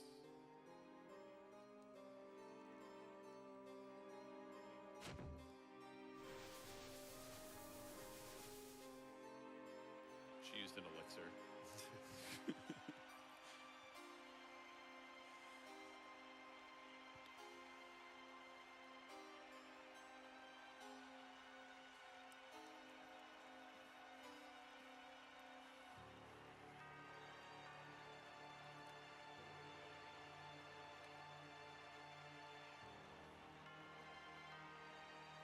If you have any more donations, you can do a couple more too. You got it. Well, I've got some good news for you all. The blindfolded menu segment with Luz is going to be happening.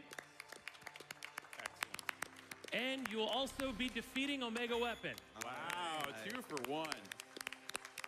And I think those were both meant courtesy of this $1,000 donation Baby. from Hoishin175. And the comment is just, ayaya. Oh, hoy shit. Ay, ay, ay. Yo, shout out to Hoishin. Wow, what a big move from the back couch. Well done, sir. We do also have a $100 donation from Stefan1910, who says, Liberi Fatali is the best song in Final Fantasy VIII, but whatever. It is an It's absolutely fantastic song. I like it specifically coming, and I'm sorry I keep referencing FF7, but it is very similar in that it's a fully orchestral and vocalized song. And it was like, Nobuo was saying, oh, you really like that song. Let me one-up it and bring you something new and fresh. And I think that to have it open the game is just, Yeah. it's awesome. He's like, you know what's better than a song with lyrics? Is a song with lyrics that aren't actual words. That's what everybody wants. You keep the fans guessing. It's what plants crave. Thank you. Is it this thing? Sweep? I did not think we'd get an Idiocracy reference. Okay, so we escape It was. the room courtesy of Quistis's innate knowledge of Indiana Jones movies. And you put the thing on the other thing and it moves the statue and boom, secret entrance to the sewers. And Toshu's doing that menu here. Basically what it does is there's an interesting mechanic in this game where while you are fading out from a menu, the screen is kind of fading in from the black. The steps that you take don't count toward your step counter, essentially. So your danger value doesn't increase. And what that means is that you can get just a couple extra steps and it helps with the overall step count for the game. So doing that menu there is just, it's a small optimization, but it helps step route. And that's actually something that you can do a bunch throughout the run if you, You if can do it as many find times yourself, as you want. Yeah. A lot of games with a step count are really, really punishing with weak movement. But if you have any kind of movement mistakes, you can legitimately correct them with as many menu buffers as you want. Yeah, like the step count, I think step count in general is one of those things that seems really daunting, but for this game, really all you need to do is if you take a picture, for example, of every encounter that you're supposed to get, there's 23 total in this particular step route. All you really need to do is just, if you see, oh, well, it looks like I'm maybe 3 or 4 steps behind where I'm supposed to get the encounter on this screen. Maybe I just open the menu once or twice and I'm back on track. And so it's really forgiving in that manner as long as you're sort of paying attention throughout. The important thing that he did in that menu there, he used the 3 Samantha souls that he got from refining the Quistis card he used an ability we get with Diablos, which allows time magic refining, and we get 60 triples for each one. And you'll notice that he actually did 60 on 3 different characters, because if you do 2 of them on the same character, it will only allow you to have 100. And so by doing 60 on 3 different characters, we actually are able to get all 180. And then afterward, he took all of the magic from Zell that he refined, put it on Irvine, and then did the same thing on Squall, so that Irvine has 100 right now and Squall has 80. And then he did an auto attack to put the triples on their attack, so their attack power went from like mid 70s to over 140. And so now we're going to be doing a ton of damage. Now, the only thing that is better than the Renoa minigame is this minigame, where you get to watch Irvine do it and then you get to follow. It's great. This would I would have loved this as a kid in real life. Just Climbing climbing boxes. stuff. Yeah, dude. You ever climb stuff? Yeah, I climbed stuff. Never wooden crates on the back of a truck, I guess. Man, they're all gazelles. So graceful. That would have been an issue. Yeah, nobody said anything, but I was like, I don't think I did that. All right, we're good.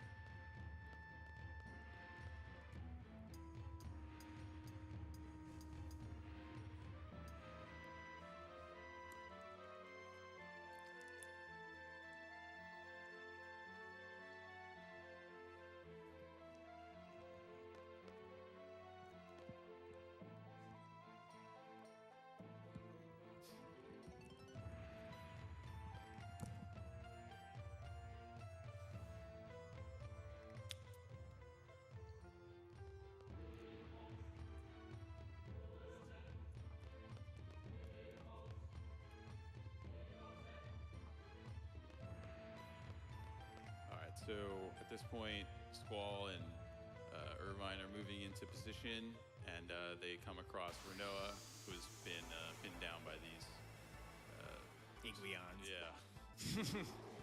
Sure. Iguanas. Iguanas. Whatever. All right. It doesn't. I get it.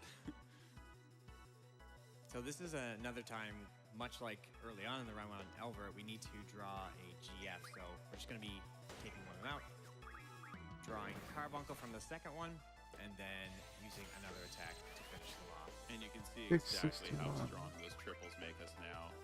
This is supposed to be a boss fight, as you can tell by the music. And you just one-shot 1,300 to 1,500 damage each.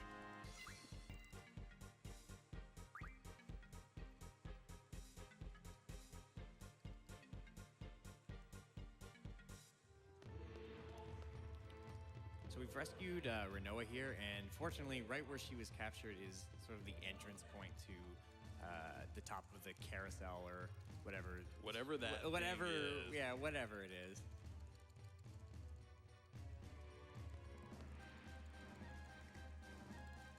She's sort of like spilling her heart to Squall as well, and he's not particularly into it. She seems somewhat remorseful for the trouble that she's gotten the group in, but So yeah, right in the hallway of that room we were just in is where we find the spot that we need to wait for the float to go by. it's like the Mad Tea Party ride at Magic Kingdom, if you're a local. I'm surprised it took you that long to reference Disney To make a World. Disney reference? Yeah, yeah. What are we, 3 hours, 9? Yeah, yeah. We'll get a couple more in there. Yeah, before that's we true. So this is also the first sort of point in the run where you see, maybe Irvine, despite his confident appearance, is not everything he seems to be. We sort of learn that he's basically a choker in these missions, and he despite all his talk, he's not able to take the shot when it matters. Which really makes you blame Martin for picking this guy. He's like, he's our ace sniper. Like, he hits every shot. Well, you miss 100% of the shots you don't take, pal.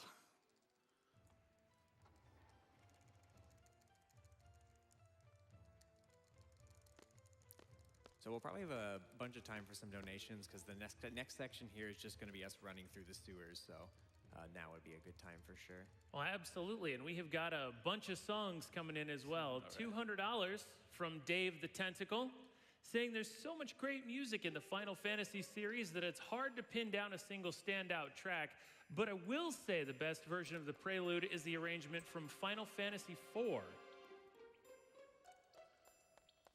We also have $10 from Rob is a Thing, who says, greetings from the UK, love FF8, was my first Final Fantasy game and still one of my absolute favorites. The Extreme was an epic boss song, but gotta say The Landing is probably my #1 song on the entire soundtrack. Best of luck with the run.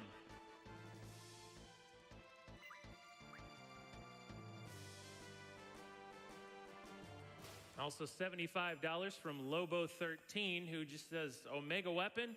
Whatever.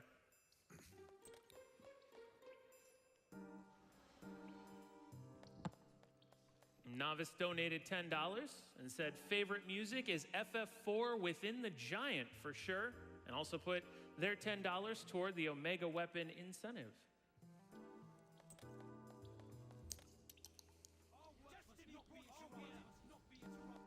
JTN 2002 chiming in with their favorite song, $10, saying, no love for the unique music of Final Fantasy Mystic Quest. That game had a great battle theme. If the couch doesn't agree, whatever. I 100% agree. Final Fantasy Mystic Quest is an incredible game.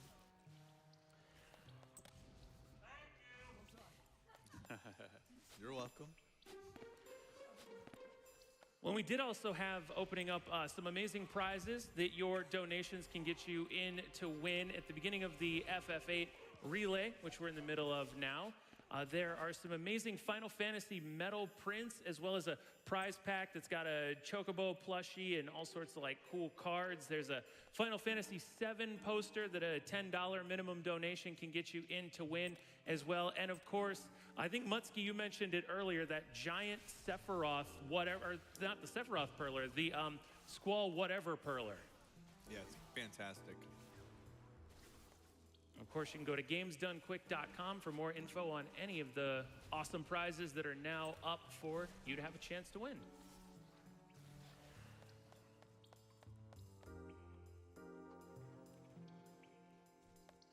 I think Josh Z just wants to be on your good side.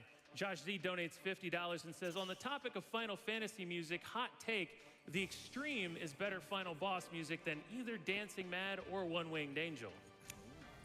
I like that hot take. that is the hottest of takes that I'm on board. Don't get me wrong, we're not at all saying that No, either of those songs aren't fantastic songs. Like A+ songs. Yeah. It's just some are better than others. If you ain't first, you last. Ricky Bobby knows best.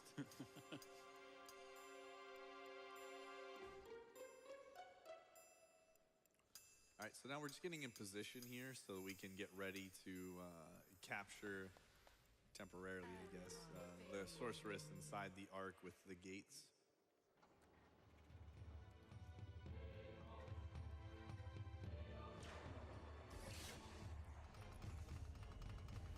Showtime.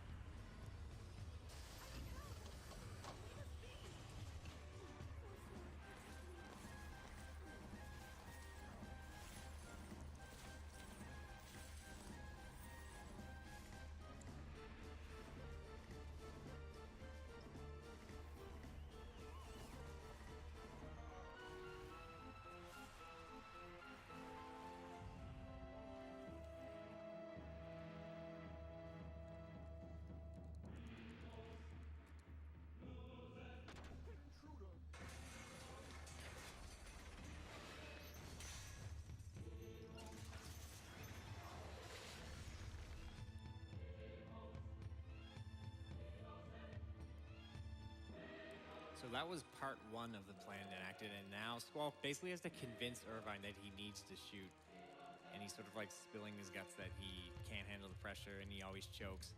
And he sort of convinces him by letting him know, like, it doesn't matter what happens, we just need you to shoot to go on to the next phase of the plan, and that's what gets through to him.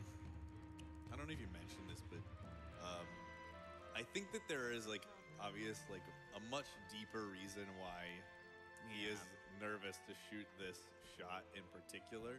Yeah. That we'll kind of get into more about halfway through disc 2. Yeah, I would But say there's remember. there's definitely layers to this. Yeah. Yeah. Forsworn, protect me, must be. He's like, I give it the old college try. An intruder. This is another really cool FMV, Yeah. actually. With another banger. Yeah. Like there's so many great, like fantastic songs in this game.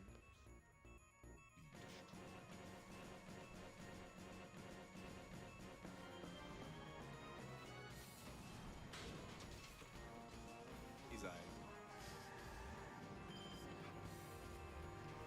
I like how he turns the headlights on. Safety first. Yeah. No seatbelt though, as he whips Yeah, I himself know. through the gate. Like those are That's just just a practicality. okay. He gotta launch himself out of the car. He did the slingshot, dude. He knows.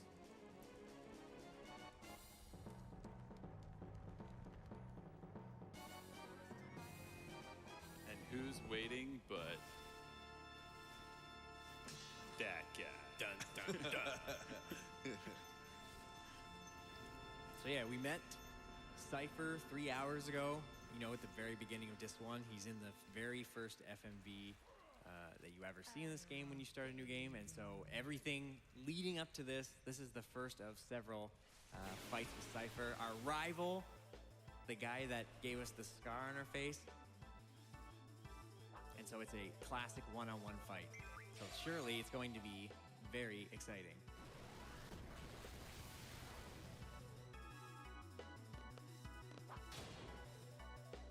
And he's dead. Oh, what a thriller! See Nice what I work. did there? We didn't talk about that, did we? Yeah, we did. That's okay. I get the joke. I get it. Don't I even got the explain joke. it. Anyone at home